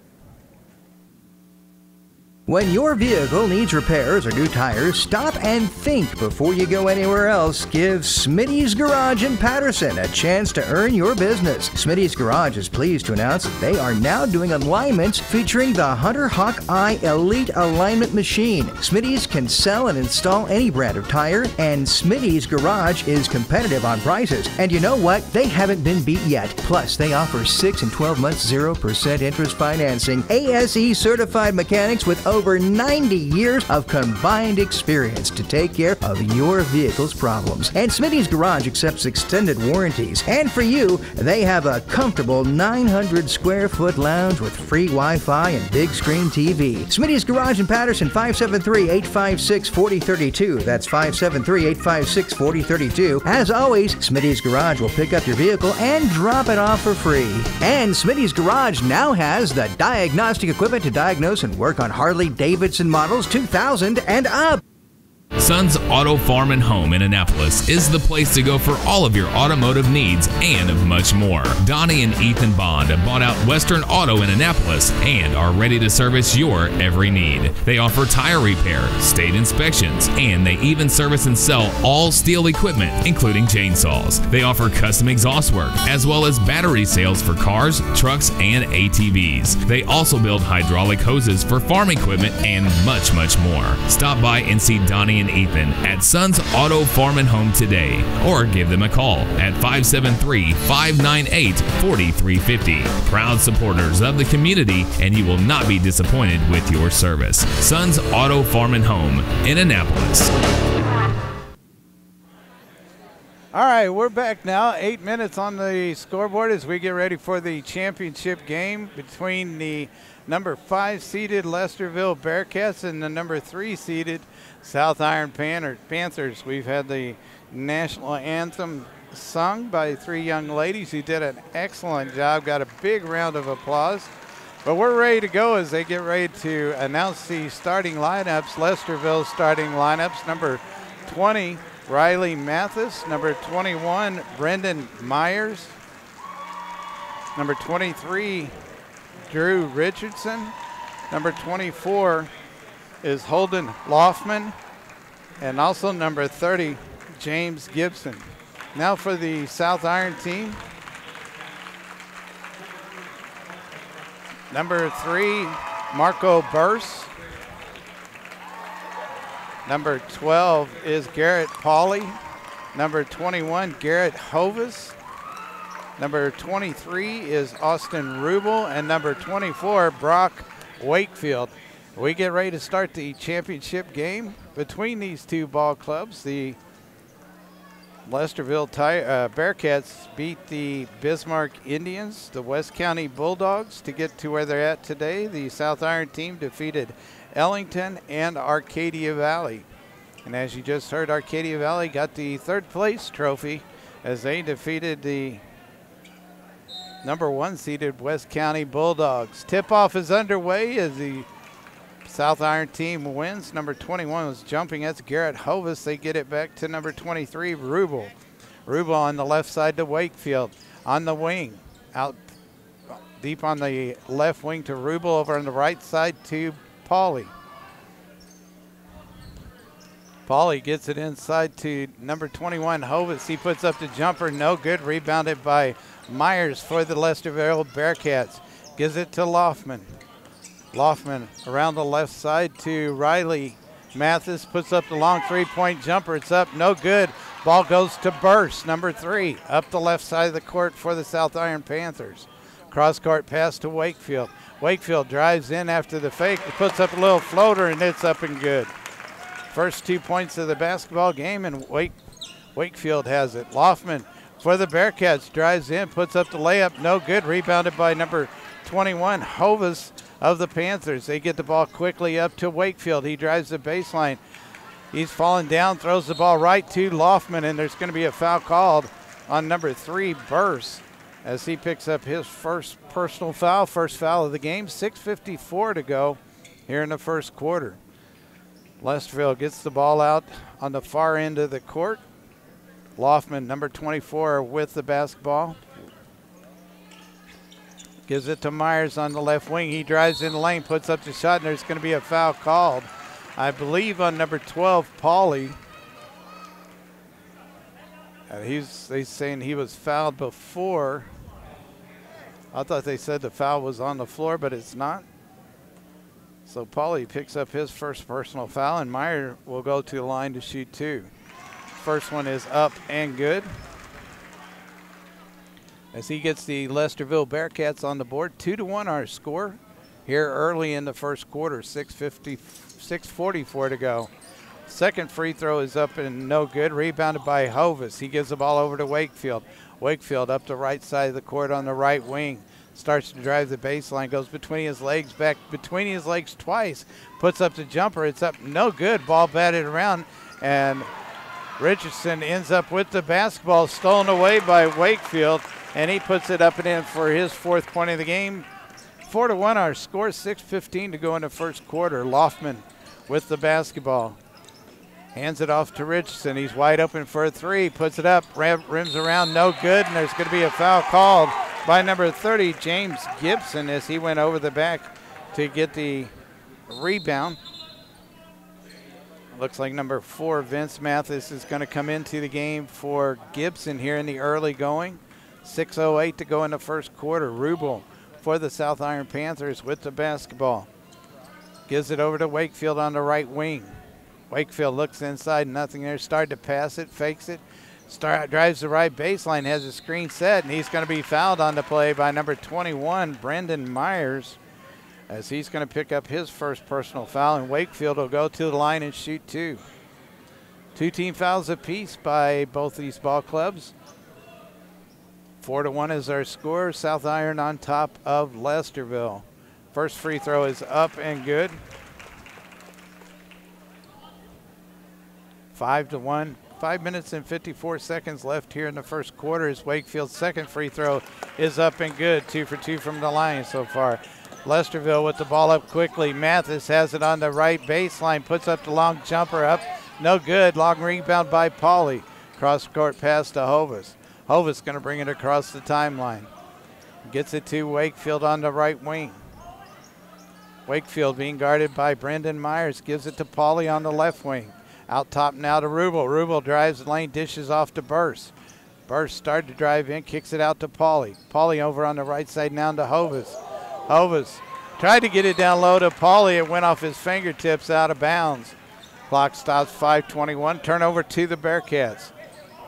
6-1 our score. South Iron on top of the Lesterville Bearcats. Coming back the other way, Loftman has the basketball. Bounce passes over to Myers. It's stolen away by Hovis of the Panthers. He gets it to Rubel. Rubel shoots a long 3 up. No good. Ball rebounded by Wakefield. He puts up the shot. No good. Rebounded by Rubel. Kicks it back out to Wakefield. He puts up the long 3-pointer, and it's up and good. Wakefield so far has all 9 points for the South Iron Panthers. Lesterville with the basketball. Mathis, Vince Mathis has it to Richardson on the right wing. Kicks it out top to Riley Mathis. Inside to Meyer. Little turnaround jumper up. No good. Rebounded by Hovis. Hovis with about 3 or 4 rebounds here in the early going. Gets it to Wakefield.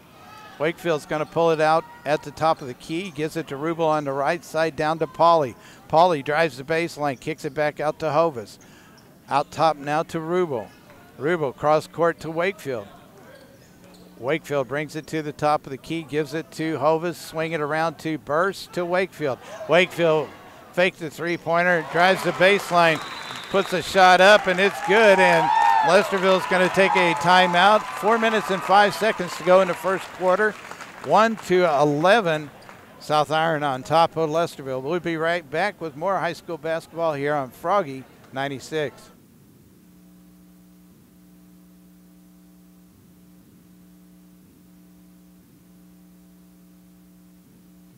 Thanksgiving season is here, and the South Iron Betterment Association wants to send you this radio Christmas card. It's a card filled with the best wishes for this joyous season of Thanksgiving. A card that is full of kindness for you to extend to everyone you meet. This year, celebrate the spirit of Thanksgiving with your family and friends. This message presented by the members of your South Iron Betterment Association, wishing you and your family a happy Thanksgiving. 4 minutes and 5 seconds left in the first quarter. We want to welcome everybody back to the 91st annual Arcadia Valley Thanksgiving Tournament. Lesterville with the basketball right now. They are down by 10 as Loftman has the ball to Richardson. Back to Loftman at the top of the key. Had it partially blocked, and it rebound was fought over, and there's going to be a traveling violation inside by Myers. So a big turnover back to the South Iron Panthers. Wakefield, number 24, with the basketball up the right side of the court. Tries to go around the defender. He gets to the baseline, brings it back out. Cross-court pass to number 11, who's in the game. That's Luke Lunyu. He gets it to Rubel. Rubel at the top of the key to Burse on the right side, on the wing. He's going to be called for traveling. He took too many steps before he put the ball on the floor. 3:26 to go in the first quarter. 11-1 is our score. Loftman with the basketball for the Bearcats. Gives it to Mathis on the left side, Vince Mathis. They swing it around to Richardson, back to Loftman at the top of the key. To Vince Mathis on the left wing. He tried to get it down low to Riley Mathis. And a turnover back to the South Iron Panthers. 3:09 to go in the first quarter. Back the other way we go. Rubel with the basketball on the right side to Lunyu. Lunyu on the right wing, kicks it out top to Wakefield. Wakefield drives around the right side, hands the ball off to Lunyu. He'll drive into the lane, kicks it over on the left baseline to Burse. Back out top to Rubel. They'll reset. Rubel back to Burse, open for a three, puts up the shot. It's no good. Rebounded by Riley Mathis. No check at Drew Richardson of the Lesterville Bearcats. Richardson to Matt Loftman. Loftman drives in and is going to draw a foul from number 23. That is Rubel, as he picks up his first personal foul. Third team foul. 2 minutes and 33 seconds left in the first quarter. The Bearcats with the basketball under their own basket. They get it into Vince Mathis on the right baseline. He hands the ball off to Meyer. Meyer drives in the lane, puts up the jumper. Up, no good. Rebounded by Gage Shy, who's in the basketball game. He puts it up. It's no good, and it's going to go out of bounds off of Shy. And a turnover back to the South Iron team. Want to let everybody know we got about 115 people watching the game live here this evening on KDKZ18.com. Wakefield with the basketball, has it stripped, but right there to pick it up was Hovis. Hovis to Wakefield. He puts up the jumper, no good. Hovis gets the rebound again. It goes off his knee, out of bounds. Stoppage in play. 2 minutes and 4 seconds left here in the first quarter. The score is still 11-1. Loftman with the basketball. And I was corrected on the first game that we broadcasted with the Lesterville Bearcats that I was pronouncing his name wrong. It wasn't Laffman, it's Loftman. Loftman drives in, puts up the shot, and there's going to be a foul called, I believe, on number 24, Wakefield, as he picks up his first personal foul, and Loftman will go to the line and shoot one. I was also corrected because I kept saying, or trying to say, Black Cats. It's the Bearcats. Loftman with his first free throw is up and good.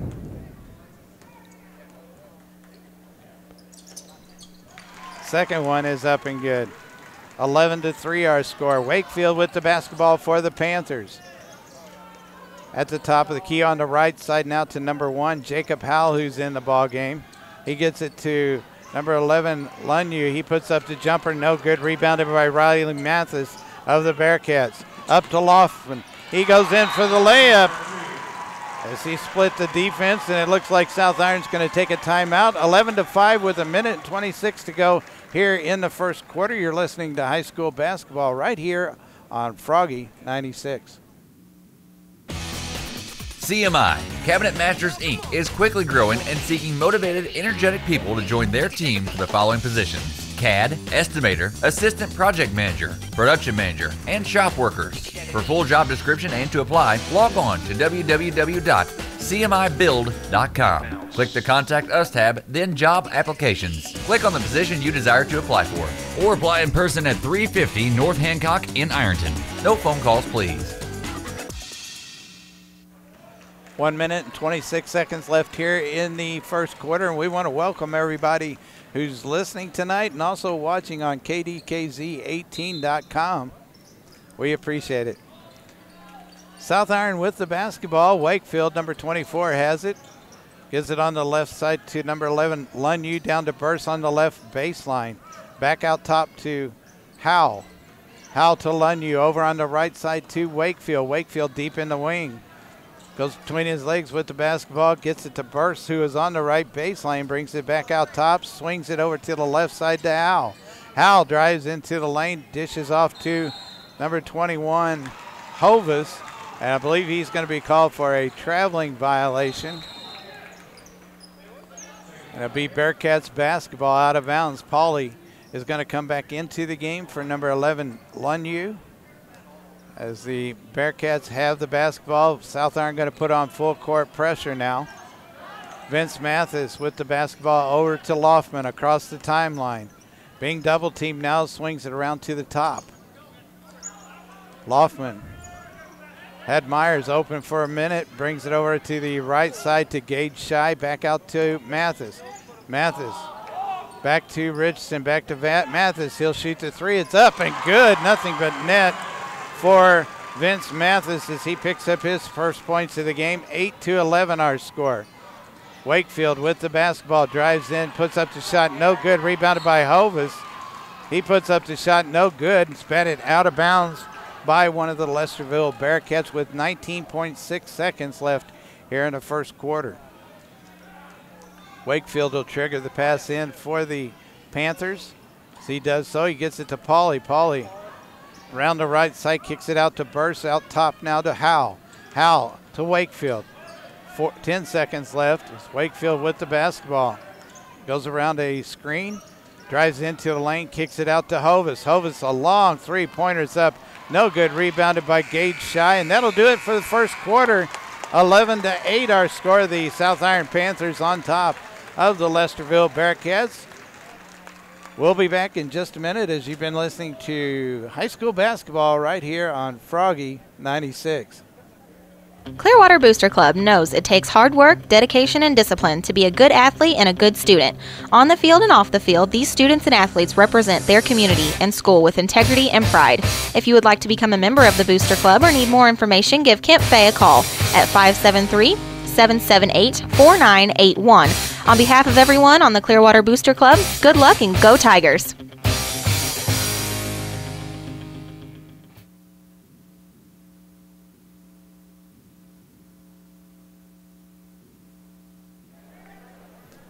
We get ready to start the second quarter. Again, 11-8 our score. The South Iron Panthers on top of the Lesterville Bearcats. Both teams still huddled up as we ended the first quarter. Give me a little drink of water to clear the throat so we can get ready for second quarter action. A lot of back and forth action, a lot of turnovers by both these ball clubs. The Panthers were up 11-1, and the Bearcats came back to make a good first quarter of it. 11-8 is our score right now, and the Bearcats will get the basketball to start this second quarter.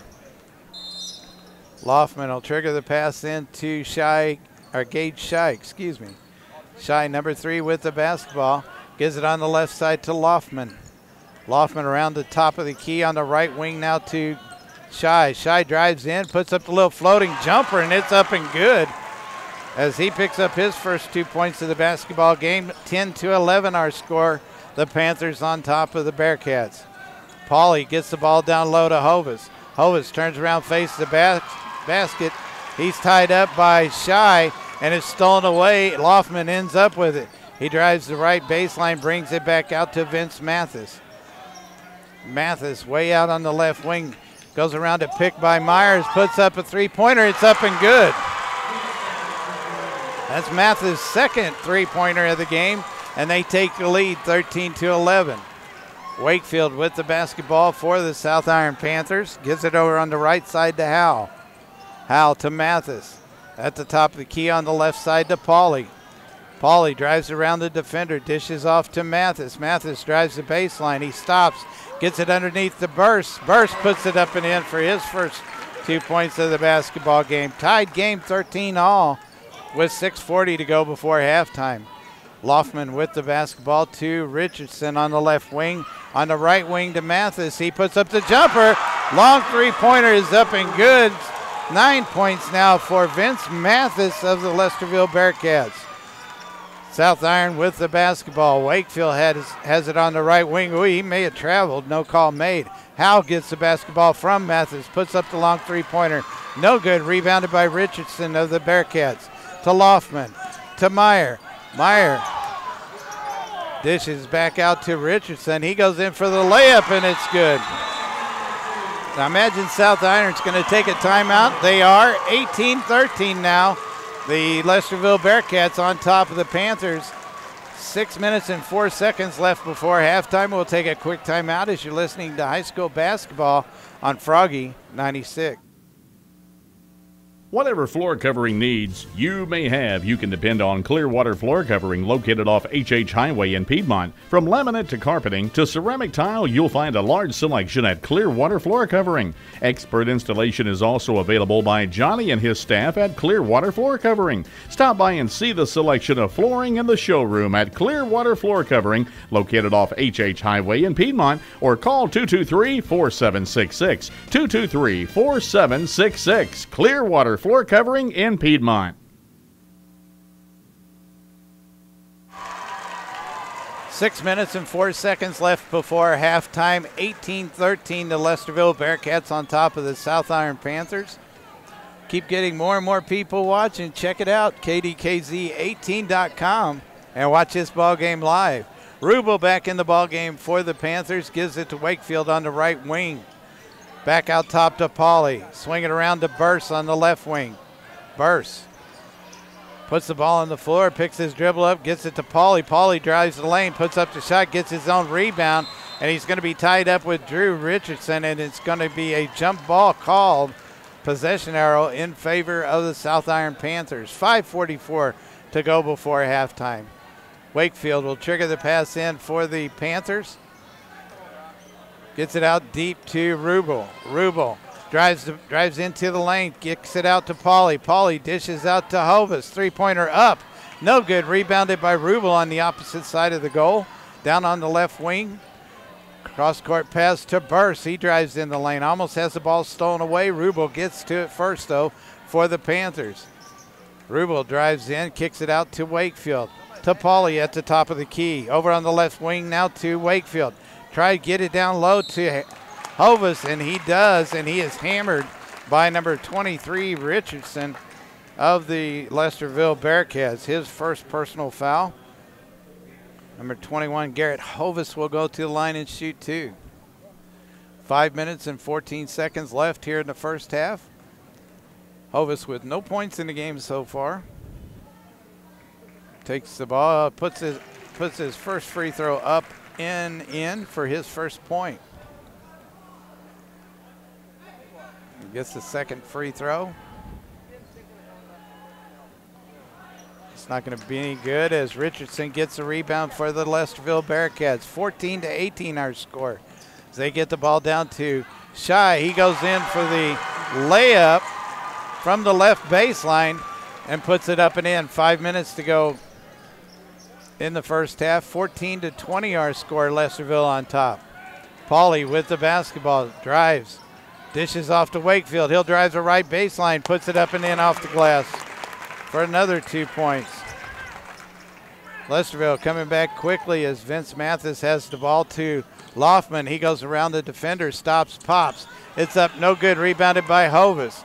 Hovis with the basketball, goes around the defender, takes it to the other end of the floor, and it is going to be thrown out of bounds by Hovis as Riley Mathis hit the deck pretty hard.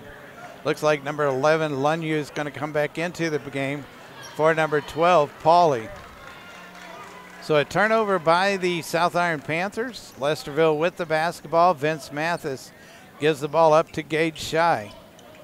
Shy being guarded by Rubel at the top of the key, goes around a screen, hands the ball off to Richardson. Over to Vince Mathis on the left wing, down inside to Meyer. Meyer looking for somebody to get the ball to. Does get it to Vince Mathis. Mathis tried to bounce pass to Meyer, who was breaking towards the basket. Is picked up by Hovis, and Hovis goes from one end of the floor to the other end of the floor as he picks up his 3rd point of the game. Vince Mathis again with the basketball, goes around the defender, puts it up and in as he picks up his 11th point of the game. 18-22 is our score. Rubel back the other way for the Panthers, gives the ball to Wakefield. Wakefield drives in the lane, kicks it out to Rubel. Rubel with the 3-pointer is up and good. So he picks up his 1st points of the basketball game, and again back quickly. Mathis drives in, puts it up off the glass as he goes in almost completely uncontested. 21-24. The Bearcats on top of the Panthers with 3:15 to go in the half. Wakefield with the basketball, gives it to Rubel on the right wing. Back to Wakefield at the top of the key. Wakefield kicks it out to Lunyu. Brings it around to the top of the key to the right side to Rubel. Inside to Burst. Down low to Hovis. He puts up the shot. No good. Rebounded by Myers. Myers up to Gage Shy. He's at the top of the key. Has a man wide open over there on the side. That's Riley Mathis. He faked. Drives in. Partially blocked by Wakefield. And it goes out of bounds off of one of the Bearcats. I believe it was Brendan Myers. Checking back into the game for the Bearcats is Loftman. As the Lesterville Bearcats on top, 24-21. Wakefield going back the other way for the Panthers. On the left wing, gives it out top to Rubel. Rubel gives it to Burst on the right wing, looks inside, nothing there, kicks it back out top to Wakefield. Wakefield head fakes, goes to the left side, was going to give it to Rubel. Rubel kept going and missed the pass completely. Loftman has the basketball on the right baseline, puts up the long 3-pointer, and a battle for the rebound has Hovis over the back of Brendan Myers. So Hovis picks up his 1st personal foul.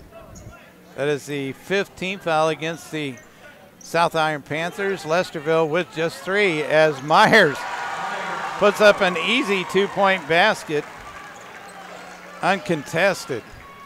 26-21 with 2:05 to go in the 1st half. Lunyu with the ball on the left wing, out top now to Howell.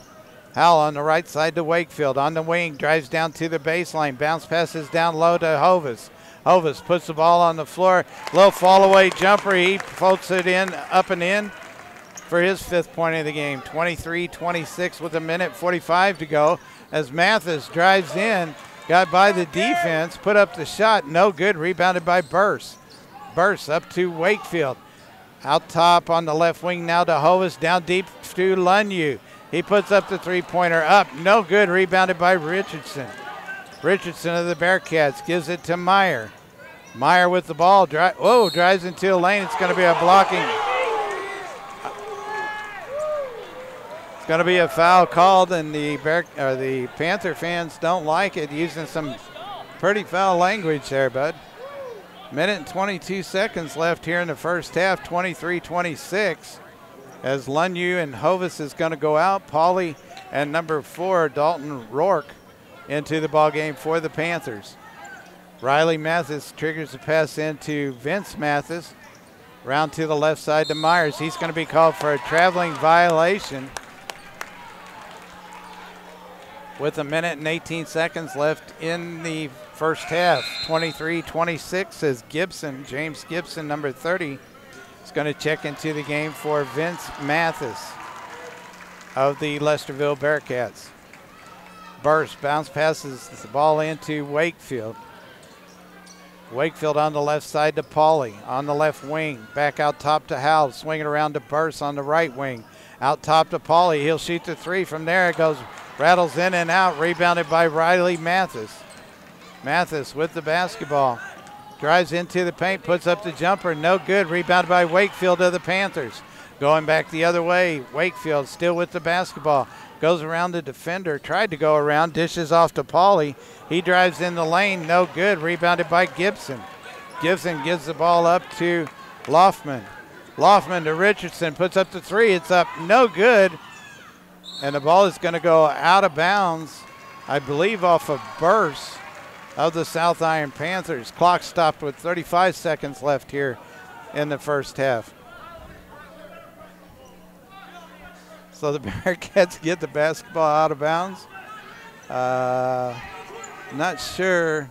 That's Richardson taking the ball out, gets it to Mathis. He runs in and floats one in for 2 points. His first 2 points of the ball game, 28-23 with 25 seconds left. Howell with the basketball deep on the right wing.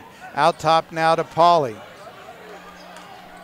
17 seconds left. They swing the ball around to Wakefield, who's at the top of the key now.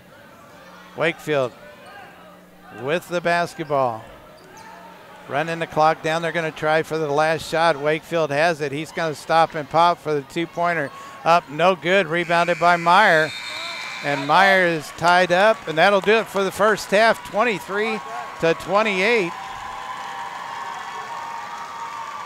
And I believe that is going to do it. Not sure what was going on there, but 23-28 our score here at halftime. We'll be back in just a little bit as the Lesterville Bearcats on top of the South Iron Panthers. And we'll be back in just a little bit with more high school basketball right here on Froggy 96. Happy Thanksgiving, everyone. Hi, I'm Hannah Cole. You know, here lately, my dad has been telling me how much he loves hearing me on the radio. It got me to thinking, if he's this happy with me, why not save you some money? How, you ask? At Cole's Tractor and Equipment, we have never done a Black Friday sale. Never. And I think it's time we change that. So, my mom and I sweet-talked Daddy Dearest into saving you some green this Black Friday. This year on Black Friday, only you can save 10% off all new in-stock 3-point hitch implements. That's right, 10% off all new in-stock 3-point hitch implements. So gobble till you wobble this Thanksgiving, then hurry into Cole's Tractor and Equipment and get your savings on. But don't wait, because this Black Friday savings event is only on Black Friday. Remember, never have we ever had a Black Friday sale, so don't miss this one. Get to Cole's Tractor and Equipment this Black Friday on Highway 32 just outside of Farmington. Cole's Tractor and Equipment. Don't just follow the herd, lead the herd. Happy Thanksgiving. We look forward to seeing you. Have you been by Country Bouquet in Ironton lately to see what's new? Country Bouquet has lots of things for everyone, like wonderful fresh-cut flowers for any occasion, beautiful silks and silk flower arrangements, plus willow tree angels, Swan Creek candles, home decor, and Mama Says line of figurines. Don't forget Country Bouquet in Ironton is your home for unique items such as Lottie Dotties, ginger snaps, and chicks-like bling jewelry, scarves, and more. Perfect as gifts for your special loved one or even just for yourself. Country Bouquet would be happy to help with all of your special occasion needs, so come visit Country Bouquet on Main Street in Ironton and see their new expanded showroom. Call Shelley at 546-5056. That's 546-5056. That's Country Bouquet in Ironton, where they are more than just a florist. Dave's Market in Leadwood is the home of the $1 fountain drink. Dave's Market is also well known for their fresh meat and veggies, plus delicious bakery items. Check out their daily lunch specials Monday through Friday, including pork chops, mostaccioli, and the Bulldog Burger, a half-pound burger with grilled onions, cheddar cheese, and barbecue sauce. And Dave's has soft-serve ice cream, too. Dave's Market in Leadwood has breakfast as well, including their real homemade biscuits and gravy, cinnamon rolls, banana bread, and cobblers. That's Dave's Market on Church Street in Leadwood.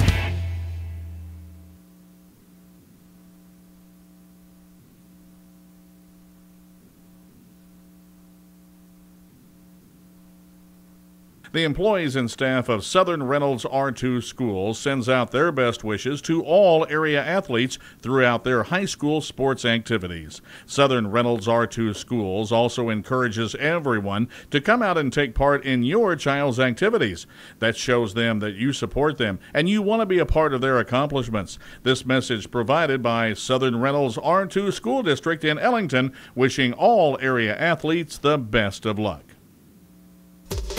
When you're building, remodeling, painting, or just planning a future project, stop in Farmington Building Supply on Karsh Boulevard. The friendly experts at Farmington Building Supply have everything to help the do-it-yourselfer and the professional contractor. When you need to paint, the newly updated paint department carries brands including Do It Best and the full line of Pratt and Lambert paints. Interior and exterior with warranty, and now with special pricing on these Pratt and Lambert paints. Just visit Farmington Building Supply on Karsh Boulevard in Farmington, proudly helping our neighbors and supporting our community activities, including high school sports. Farmington Building Supply, where you get more than paint, lumber, and hardware, you get solutions.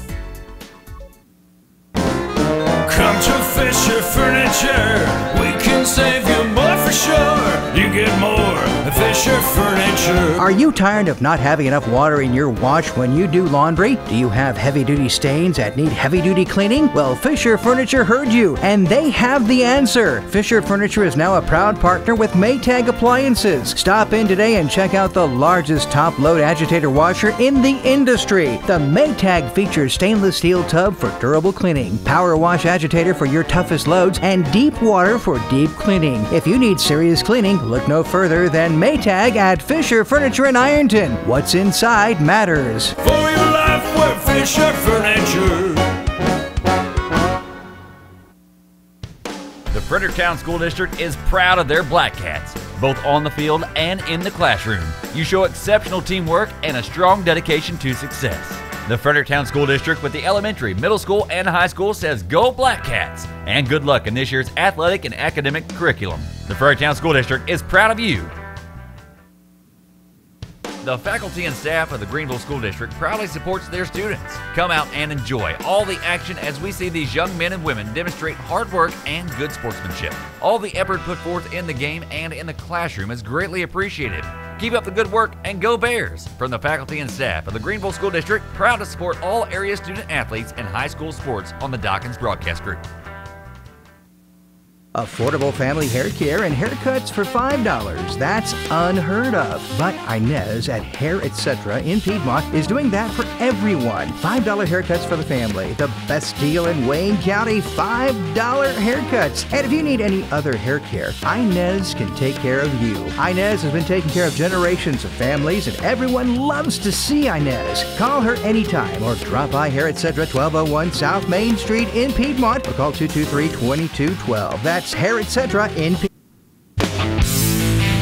Josh Harbison, owner of Harbison Construction and Property Management, is the go-to man for just about anything you could possibly need. From construction to bobcat work, from storage sheds to rental houses, you name it, he's got it. Harbison Construction and Property Management of Ironton also offers free estimates for any job you may have in mind. They have storage units located in Ironton and Belgrade with affordable rates. They also have rental properties in Ironton, Arcadia, and the Pilot Knob areas. Need a trench dug? They can do it. How about that old tree stump you keep tripping over in the front yard? They offer stump grinding services as well. I'm telling you, there isn't anything they can't do. Give them a call today. You will not regret it. 573-546-1893. That's Harbison Construction and Property Management of Ironton. 573-546-1893. Deer season is here, and that means more accidents because of deer crossing the roadways. Hills Metals and Motors in Ellington is the place to take your vehicle for a complete collision, along with auto service and repair. So if you find yourself crosshairs with a deer and your vehicle, remember to take it to the collision specialist at Hills Metals and Motors on County Road 300 in Ellington to make your vehicle look like new again. That's Hills Metals and Motors in Ellington. Call 663-7870. That's 663-7870 for Hills Metals and Motors on County Road 300 in Ellington.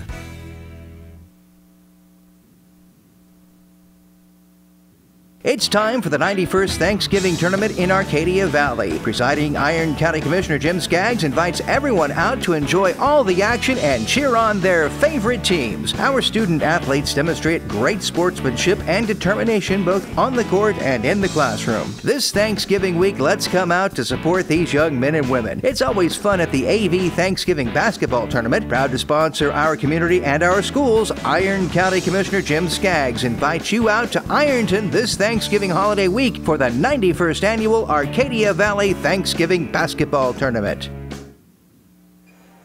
And that's where we're at tonight at the 91st Annual Thanksgiving Tournament here in Arcadia Valley. Just like the man said, we're at halftime, 23-28 our score. The Lesterville Bearcats on top of the South Iron Panthers. We got a lot of time left to play, though. Another whole half to go. Scoring for the Lesterville Bearcats, Vince Mathis has 13 points. Gage Shy and Holden Loftman both with 4. Brendan Myers with 3. And Riley Mathis and Drew Richardson both with 2 apiece. For the South Iron Panthers, Brock Wakefield with 13 points. Next up is Garrett Hovis with 5. Austin Rubel with 3. And Marco Burst with 2. Some exciting basketball down here in Arcadia Valley. If you're not listening to it, you can watch it on KDKZ18.com and tune us in, check us out, let us know what you think. We're about ready to get underway. The clock is under a minute to go before they put a fresh 8 minutes up. For the third quarter, should have been an exciting quarter. Not many fouls given in the first half. Lesterville only gave 3 personal fouls. South Iron with 5. And I believe Lesterville is going to get the basketball to start this third quarter as soon as we get started here. South Iron still in their huddle over here on the sidelines. Lesterville Bearcats on the floor. They're ready to go. Lesterville ranked 5th in the tournament. The South Iron Panthers ranked 3rd in the tournament. And in case you didn't listen to the first game, the Arcadia Valley Tigers defeated the West County Bulldogs by a score of 88-64. We're ready to go as both teams back out on the floor. Lesterville ready to bring in the basketball. They do so. Starting things off here in the second quarter, we got Drew Richardson, Meyer, Riley Mathis drives the lane, puts up shot, no good. Rebounded by Wakefield of the Panthers. Loftman out there. Rubel puts up a long three-pointer. It's up and good for his second three-pointer. He has 6 points in the game. Gets the South Iron Panthers 2 within 2. The Bearcats with the basketball. Meyer has it on the left side of the floor. Drives in, bounces out to Riley Meyer. He puts up the three-pointer. It's up. No good. Rebound by Burst of the Panthers. Back the other way. Up to Rubel. Rubel throws the ball right into Brendan Meyer's hands. He gets it over to Riley Mathis. Back the other way. Loftman puts up the three-pointer. It's up, rims in and out. Rebounded by Richardson. He gets the ball out to Myers at the top of the key to Riley Mathis on the left wing. Mathis drives into the lane, hands the ball off to Gibson, who's the 5th player, and there's going to be a reach-in foul called against Hovis, I believe, as he picks up his second personal foul. Oh, they're saying the 3rd foul. Okay, maybe I missed a foul there somewhere. So the Lesterville Bearcats will get the basketball out of bounds as Myers gets it, falls down, passes it to Loftman. And he puts up the long jumper. It's up, no good. Rebound is by the South Iron team. They get it down quickly to Rubel. Rubel puts up the long three-pointer. It's up, no good. Loftman gets the basketball, puts the shot up. It's no good. Rebounded by Gibson, and he puts it back up and in. 30-26 with 6.5 minutes to go in the third quarter. Rubel with the basketball in the right wing, out top now to Pauly. On the left wing to Burst. Burst back out top to Rubel. He takes the three-pointer. It's up and good. Rubel with his 3rd three-pointer of the game. Gets the Panthers 2 within 1. Loftman for the Bearcats with the basketball. Gives it to Meyer. He puts up the shot. No good. Rebounded by Gibson. And there's going to be a foul called, I believe, against Hovis. If so, that'll be his 4th personal foul here with 6:04 to go just in the third quarter. So Hovis, who's been a rebounding machine, picks up his 4th personal foul, and Gibson will go to the line to shoot 2. Gibson with 2 points in the game so far. His first free throw is up, no good. And it looks like number 4, Dalton Rourke, is going to come into the game for Hovis. Gibson, as they make a couple of moves inside there, the Panthers do. Gibson gets the basketball. He puts up the shot. It's up and good. 3 points in the game for Gibson. As the Panthers come back the other way, there's going to be a foul called, I believe, against Loftman. Yes, number 24, as he picks up his first personal foul.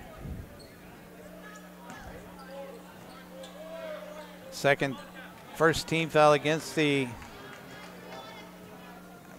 Bearcats, as the South Iron team will get the ball out. They throw it into Rubel. Rubel puts up a long three-pointer. It's up, no good. Ball is batted around. I can't see who. Oh, it's Meyer. Meyer has the basketball, gets it up quickly to Loftman, to Riley Mathis. Long three-pointer up and good for Riley Mathis as he picks up his 5th point of the game. Coming back the other way, Rubel with the basketball, gets it to Wakefield on the right side to Burse. Burse swings it over on the left side to, I can't tell, looks like Rubel. Rubel to Rourke. It goes off Rourke's hands out of bounds. So a turnover back to the Lesterville Bearcats as they lead by 5 points in the game. 5 minutes and 20 seconds left in the third quarter. Loftman with the basketball, gives it to Meyer on the right wing. He puts the ball on the floor, picks up his dribble, gives it to Richardson. He puts up a long three-pointer. It's up and good. 37-29, 8-point lead now for the Bearcats, coming back the other way. Rubel with the basketball on the right wing. Gets it out top to Pauly, to Burse on the left wing. In the middle now to Wakefield. Wakefield drives in the lane, reverses his dribble, puts up the jumper up, no good, rebounded by Gibson. Gibson gets the ball over to Loftman. Loftman up the right side of the court, drives in the lane, puts up the little floating jumper, and it's up and good. Loftman with his 6th point of the game puts the Bearcats up by a score of 29-39 with 4 minutes and 35 seconds left here in the third quarter. You're listening to high school basketball here on Froggy 96. When you need service on your pump, more people depend on Jeff Thomas Pump Service in Ellington. Jeff has been servicing and rebuilding pumps all over southeast Missouri for years. Quality and trusted work is always performed by Jeff Thomas Pump Service of Ellington. Call Jeff today at 663-2638. That's 663-2638.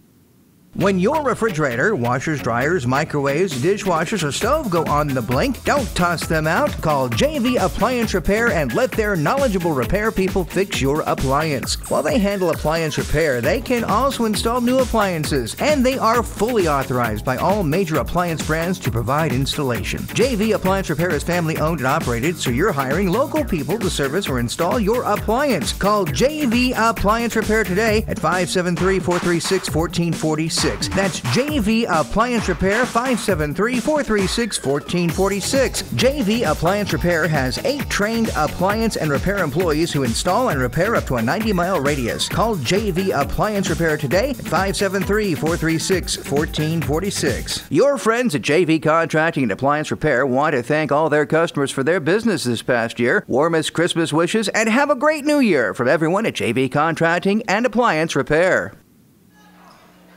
Welcome back, everybody. After the timeout, the South Iron Panthers with the basketball. Rubel bounce passes to Lunyu on the right baseline. He puts up the shot. No good. Rebounded by Gibson of the Bearcats to Riley Mathis. Cross-court pass to Loftman. Back to Mathis down low on the left baseline, and Meyer almost traveled with the basketball. Kicks it out to Loftman. Loftman at the top of the key now. Gives it on the right side to Richardson, inside to Meyer. Puts the ball on the floor, gets it over to Gibson. He puts up the jumper, no good. Gets his rebound and puts it back up and in. Coming back the other way quickly, Wakefield with the basketball, 41-29. 12-point lead as Pauly puts up the running jumper. It's up, no good. Rebounded by Riley Mathis of the Bearcats. There's going to be a blocking foul called on Wakefield as he picks up his second personal foul. That'll be the fourth team foul. No, check it, that's the third team foul against the South Iron Panthers. 3 minutes and 28 seconds to go in the third quarter as Vince Mathis comes into the game for Gibson. Mathis from the corner puts up the long three-pointer, and it's up and good. It's his fourth three-pointer of the game. From way downtown, 29-44, Rubo with the basketball, drives into the right baseline and knocks Myers to the floor. So Ruble picks up his second personal foul as Hovis is coming back into the game with 4 fouls, and Pauly will have a seat on the bench. Riley Mathis gets the ball up to Loftman. Tried to get it to Richardson, is knocked out of bounds by Lunyu. So the ball is still retained by the Bearcats with 3:05 to go in the third quarter. Loftman goes around the defender, swings it around to the top, gives it to Riley Mathis on the right wing. Back out top to Loftman, to Vince Mathis. Mathis thought about the three, but Burst covered him. They get the ball inside to Meyer. Meyer puts it up off the glass, up and in. 46-29 our score with 2 minutes and 40 seconds left in the third quarter. Wakefield with the basketball on the right wing, drives in. There's going to be a foul called from Loftman.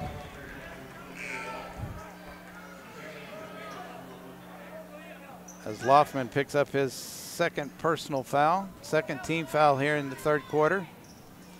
South Iron retains possession of the basketball. They get it to Lunyu, back to Wakefield on the left baseline. He reverses dribble, drives in. There's going to be a blocking foul called on Riley Mathis, number 20, as he picks up his first personal foul. Third team foul for the Bearcats, 4 for the South Iron Panthers. 2:28 to go as Wakefield will go to the line and shoot 2. As Howell checks into the ball game for the South Iron Panthers, looks like Rubel is having a seat on the bench. No substitutions for the Lesterville Bearcats, the same 5, as Wakefield's second free throw is up and in. Going back the other way, South Iron putting some pressure on now. Looks like a 2-2-1 press. Mathis tries to break the pressure and he loses it, but it goes right to Myers. He goes in for the layup and he's going to be fouled by number 11. That is Luke Lunyu as he picks up his first personal foul. That'll be the 5th team foul against the South Iron Panthers. Myers goes to the line to shoot 2. He's 1 for 2 this evening. His first free throw is up and good. He earns that, or he got a second free throw anyway. He was fouled in the act of shooting. 47-31, make it 48-31 as he buries the second free throw. 2 minutes and 10 seconds left here in the third quarter. Wakefield to Lunyu, down to Burst on the left baseline. Back out to Lunyu on the right wing, back to Burst on the baseline. Looks inside, gives it to Hovis. Hovis takes a couple of dribbles, backs up, and I believe he's going to be fouled by number 21, Meyer. And Meyer will pick up his second personal foul, and the clock stops with a minute and 55 seconds to go. The 14th foul, but Hovis was fouled in the act of shooting, so he goes to the line and shoots 2. First one is up and rattles around and goes in, as he is 2 for 3 this evening. Has a total of 6 points in the game so far. Hovis with his second free throw is no good, off the front of the rim, right to Riley Mathis. Mathis up the right side of the court, splits the defender. It's going to be a reach-in foul called against Luke Lunyu as he picks up his second personal foul. That'll be the 6th team foul with a minute and 49 seconds to go here in this third quarter. 32-48. Lesterville on top of the Panthers. Meyer drives in, puts up the shot, and it rolls around and goes in. 9 points for the Lesterville Bearcat. Meyer. Wakefield with the basketball, kicks it off to Burst. He puts up the three-pointer, no good. Ball batted around right to Vince Mathis. He drives in, puts up the shot, no good. Blocked by Wakefield. Wakefield retains possession of the basketball, almost had it taken away, loses the handle on it. Vince Mathis gets it to Riley Mathis. He goes in for the 2-point basket, and he picks up his 7th point of the game. 32-52. Big 20-point lead for the Lesterville Bearcats. A minute to go here in this third quarter. Lunyu with the ball, gives it to Howell at the top of the key to Burst on the right side. Burst drives in, puts up the shot. No good. Rebounded by Meyer. He gets hacked 2 or 3 times by 2 or 3 players. We'll have to wait and see who they're going to call it against. It's going to be against number 1, Jacob Howell, as he picks up his first personal foul. Looks like Paulie's going to come into the game for Lunyu, and Rubel's into the game for, I can't see, some lady standing in the way. 52 seconds left here in the third quarter. 32-52 as Meyer puts up his first free throw, and it's good. He'll get the ball back as he was fouled in the act of shooting, and it's, or maybe not, it's 1-1. Next one is up and good. 5 for 6 at the free throw line as the South Iron Panthers coming back. Rubel with the basketball. Gives it to Howell on the right wing. Out top to Paulie. Paulie brings it around to the left side. Gives it to Rubel. Rubel drives in. No good. Rebounded. Oh, rebounded by Richardson, and he gets hammered by number 23, Rubel. Rubel picks up his 3rd personal foul, 8th team foul against the South Iron Panthers. And they'll walk to the other end of the floor as Richardson will go to the line to shoot the 1-1. Richardson has 5 points in the game so far for the Lesterville Bearcats. They have the lead 32-54 with 35 seconds left here in the third quarter. Richardson, first time to the line tonight. First free throw is up and good. 32-55. Richardson gets the ball back, puts up his second free throw and nails it. 56-32 with 32 seconds left here in the third quarter. Rubel with the ball to Howell. Howell on the right wing gets it down low to Hovis. Hovis drives in, puts up a shot. There's going to be a foul called, I believe, on Meyer, as Hovis will go to the line and shoot 2. Meyer picks up his 3rd personal foul, the 4th team foul. Check it, the 5th team foul against the Lesterville Bearcats. Hovis goes to the line to shoot 2. First one misses everything. 2 for 4 at the line so far as he will get the ball back for another free throw. Hovis puts up his second free throw, is up and goes off the rim, no good, and there's going to be a foul called on Jacob Howell as Meyer got the rebound, and Hovis misses both the free throws. So Myers will go back to the line. Again, he is 5 for 6 this evening at the free throw line. Substitution as Wakefield's going to come back into the ball game for Howell. The clock down to 23.8 seconds. Myers gets the ball, puts up the first free throw, and it rattles around and goes in. 6 for 7 from the free throw line. 32-56 our score. The Lesterville Bearcats on top of the South Iron Panthers.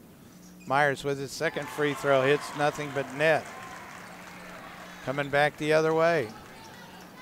Wakefield with the basketball. Being guarded by Loftman. They're going to wait for the last shot, it looks like. Rubel with the ball. Brings it around top, looks underneath. Picks up the ball, throws it up. No good. Rebounded by Richardson. He loses it. Pauly gets it, steals it away, and they get it down quickly to Vince Mathis, but it's after the buzzer. 32-58 after 3 quarters. The Lesterville Bearcats on top of the South Iron Panthers. We'll take a quick break as you're listening to high school basketball right here on Froggy 96.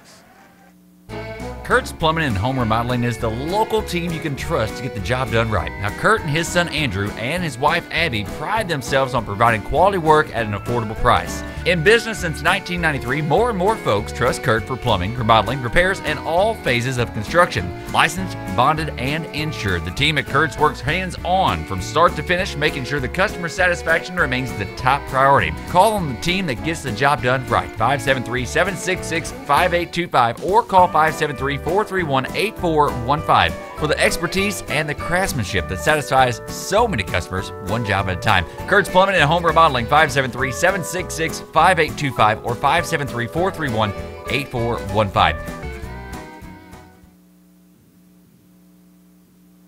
Welcome back, everybody. We're ready to start the fourth quarter as the Lesterville Bearcats on top of the Panthers from South Iron, 58-32. South Iron with 9 team fouls, one more foul, and the Bearcats will go to the line to shoot 2 after every foul. Lesterville with just 5 team fouls. Nobody really in any bad foul trouble. I take that back. Hovis, number 21 for the Panthers, has 4. Quite a few guys with 3, but other than that, nobody else with 4. So Burse triggers the pass in to Rubel. Rubel brings it around to the right side. Gets it out top to Pauly. They swing it around to Burse on the left wing. Burse brings it back out top to Pauly on the right side, to Hovis on the right wing. Back out top to Rubel. They swing it around to Wakefield. Wakefield looks inside, nothing there. Cross-court pass to Pauly. Back out top to Rubel. Over to Wakefield. Wakefield drives to the free throw line. Reverse dribbles.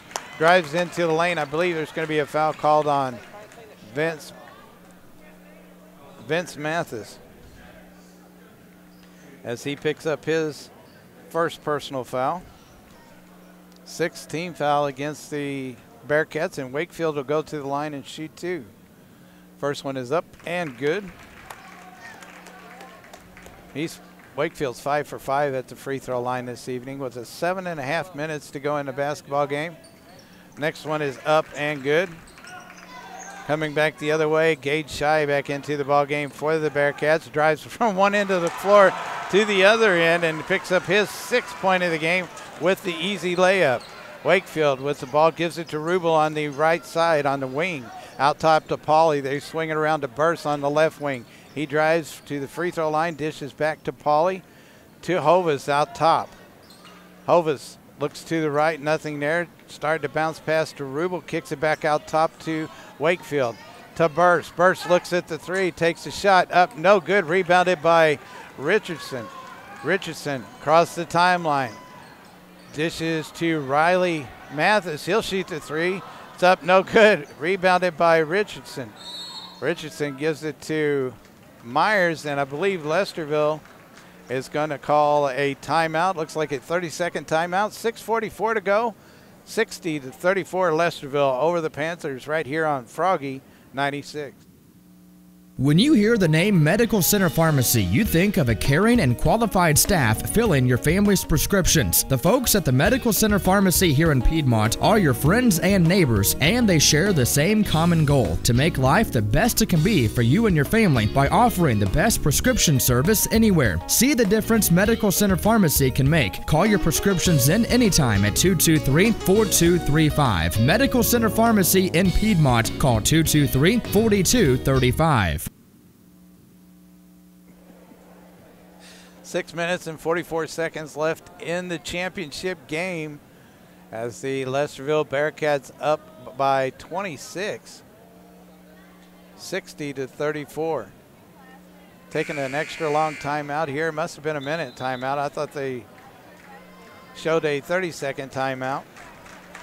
But they're playing for the 91st Annual Arcadia Valley Thanksgiving Tournament Championship game here this evening. As both teams have broke their huddle, they're ready to go. Lesterville with the basketball underneath their own goal. Vince Mathis will trigger the pass in. He does so to Laufman. Laufman puts it on the floor once, puts up the jumper, the long three-point jumper, no good. Rebounded by Gage Shy. Kicks it out to Meyer. Meyer puts it on the floor over to Mathis at the top. Mathis on the right wing now to Laufman. He brings it back to the top, gives it to Shy on the left wing. Back to Laufman out at the top of the key to Vince Mathis. Back to Laufman. They're playing catch. Back to Laufman.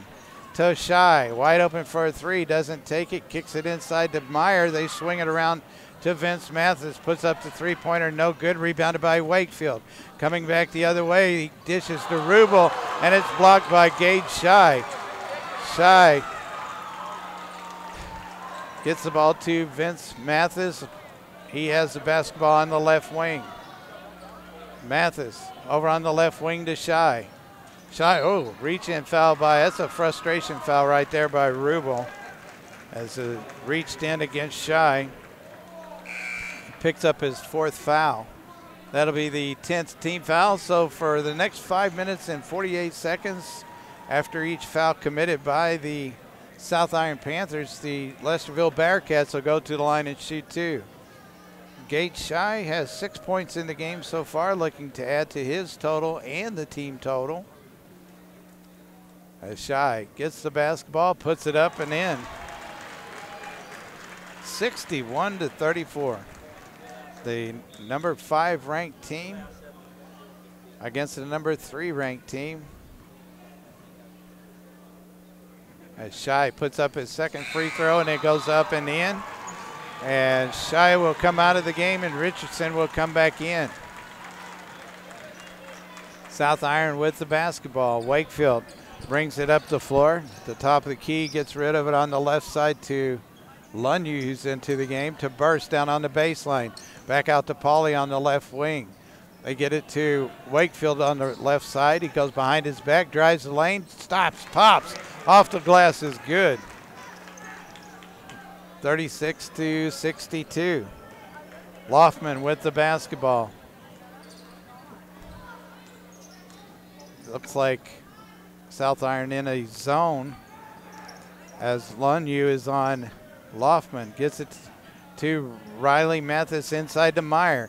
He kicks it back out to Riley Mathis to Meyer, back out to Richardson, and they'll start all over again. Laufman with the basketball. Gets it to Myers, down low to Riley Mathis. He puts it up and in. I believe it's going to be a reach-in foul called against number 12, Pauly, as Mathis picks up his 9th point of the game. And the foul is going to be on number 12, Pauly, as he picks up his second personal foul, and Mathis will go to the line and shoot one. 36-64, just under 5 minutes to go in this basketball game. Mathis puts it up, no good. Rebounded by Burst of the Panthers.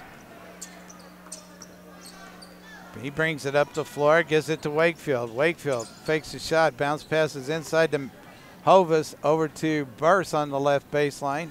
Out to the wing to Pauly. Pauly puts up the jumper, it's up, no good. Rebounded by Meyer.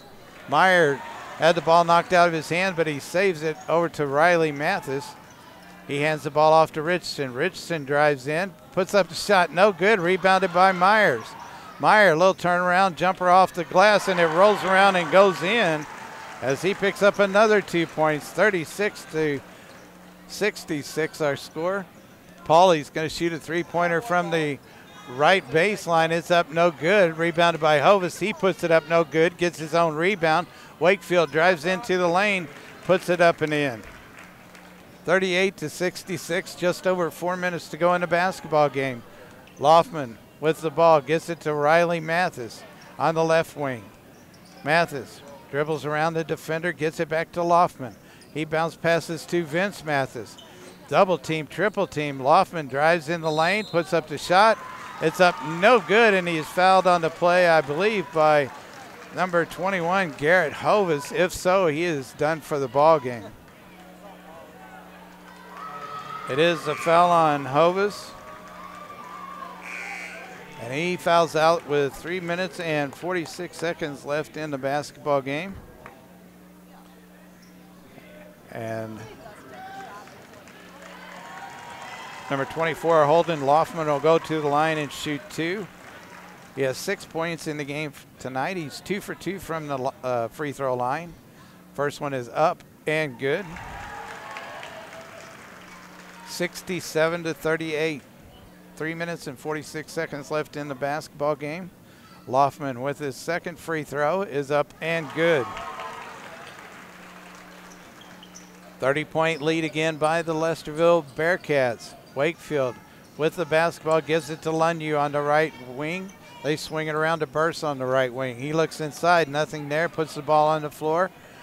Goes to his left, to the baseline, puts up the shot. It's up, no good. It's going to be a 2-shot foul. The foul is going to be on Gibson, I believe. Yes, no, it's on number 20. That is Riley Mathis. That should be his second foul. Burst puts his first free throw up, and it's good. 17 fouls now against the Lesterville Bearcats.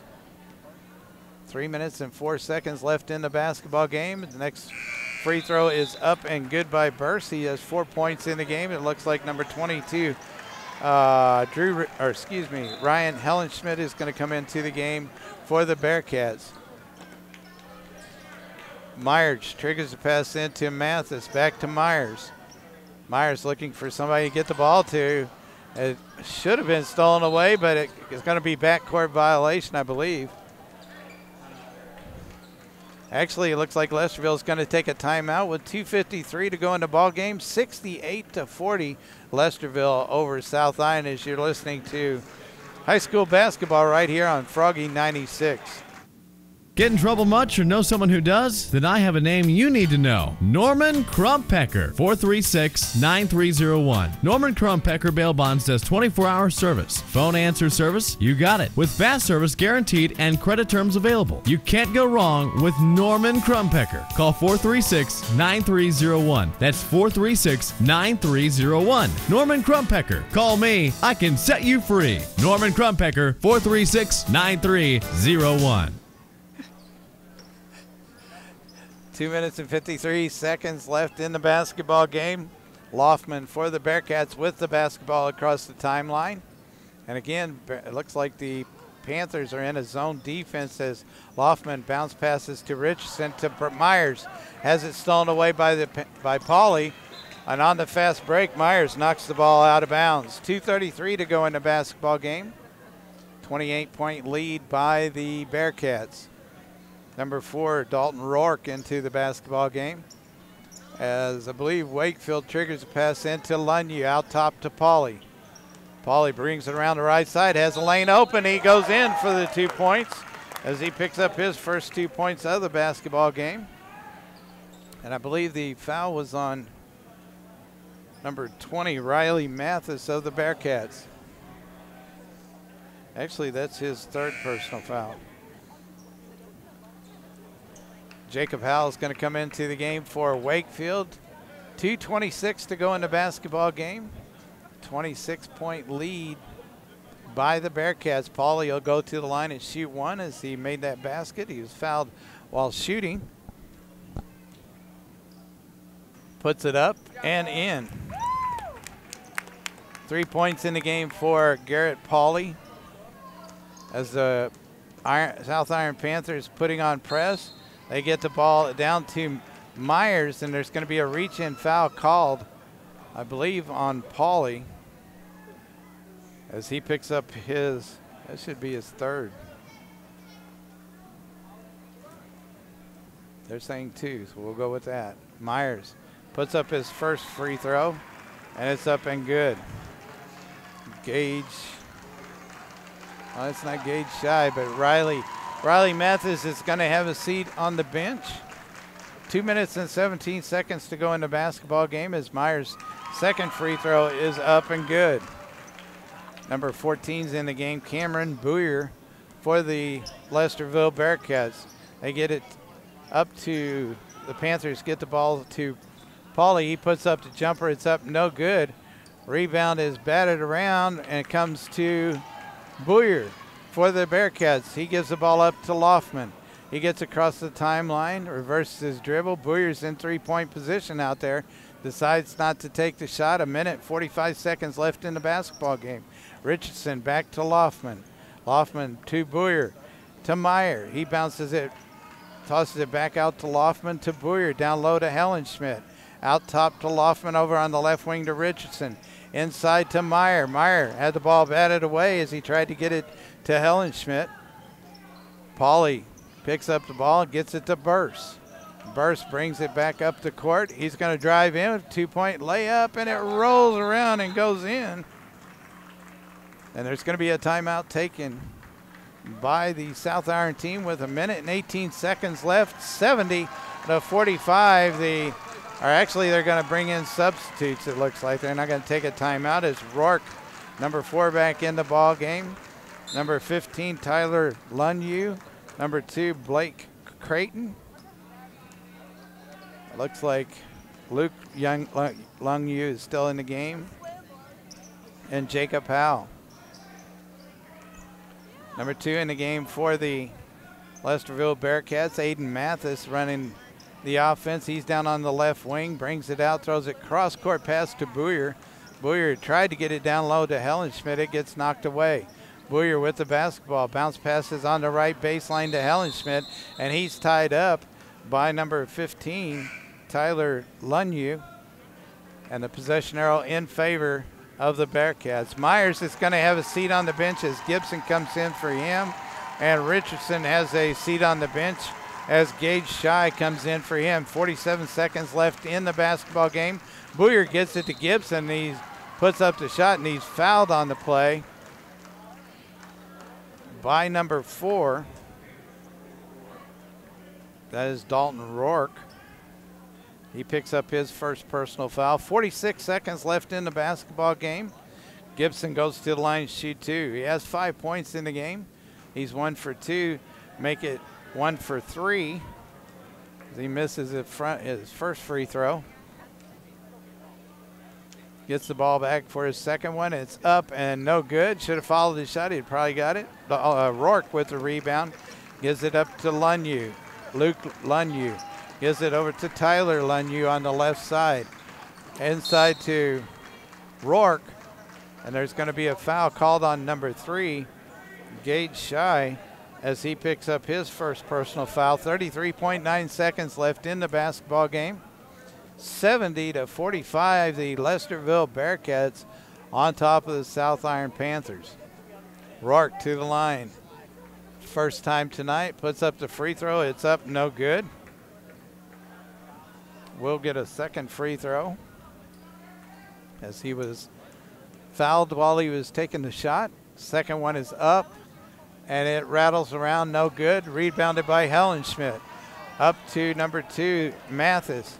Aiden Mathis to Boyer. Out at the top of the key to Hellenschmidt.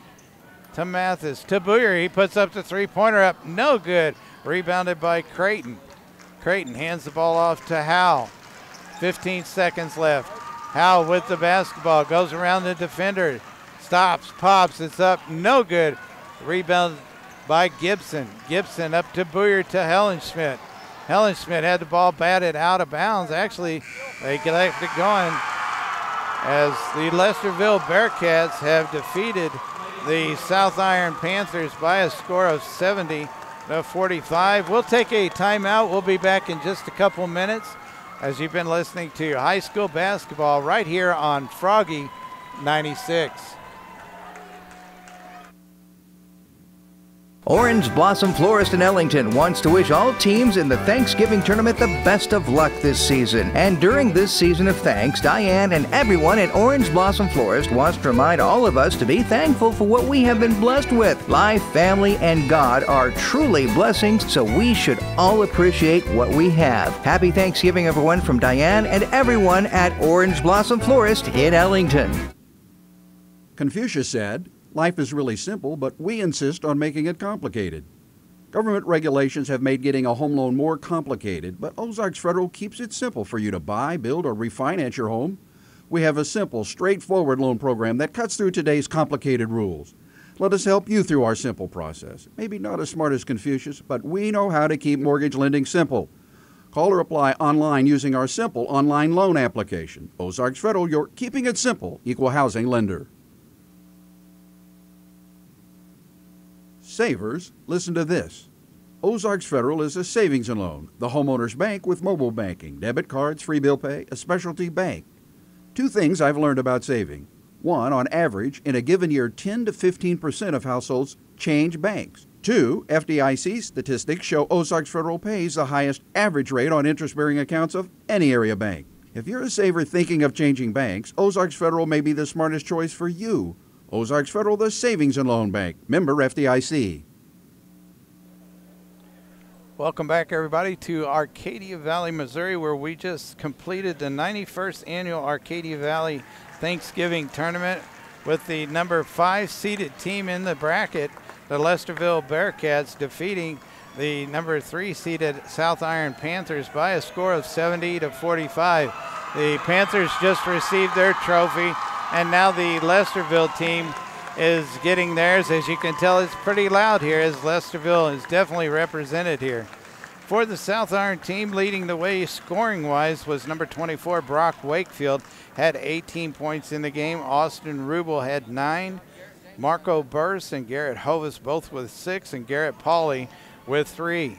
Scoring leader for the Lesterville Bearcats was number 21, Brendan Myers. He has 17. Riley Mathis with 9.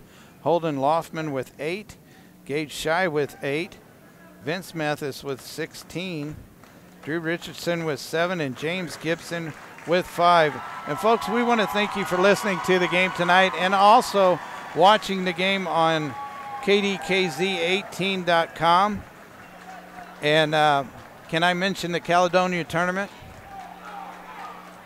Can I mention the Caledonia tournament? What? Huh? I know. But I wanted to get permission first. So we are going to be broadcasting some of the games next week at the Caledonia tournament. Not sure which yet, but we're going to get a schedule, and we'll be sure and let you know. Why are you guys laughing at me? I got Dustin and Matt both laughing at me here. I'm excited, guys. This is a great way to get the basketball season started. I really enjoyed broadcasting it to you. I'm glad there's quite a few people that tuned in to watch the games, and we appreciate that for sure. So the tournament is over with. The Lesterville Bearcats get their first place trophy, and they get to go home big-time winners against the South Iron Panther team. So we want to thank you for listening and watching high school basketball here this evening and this week right here on Froggy 96.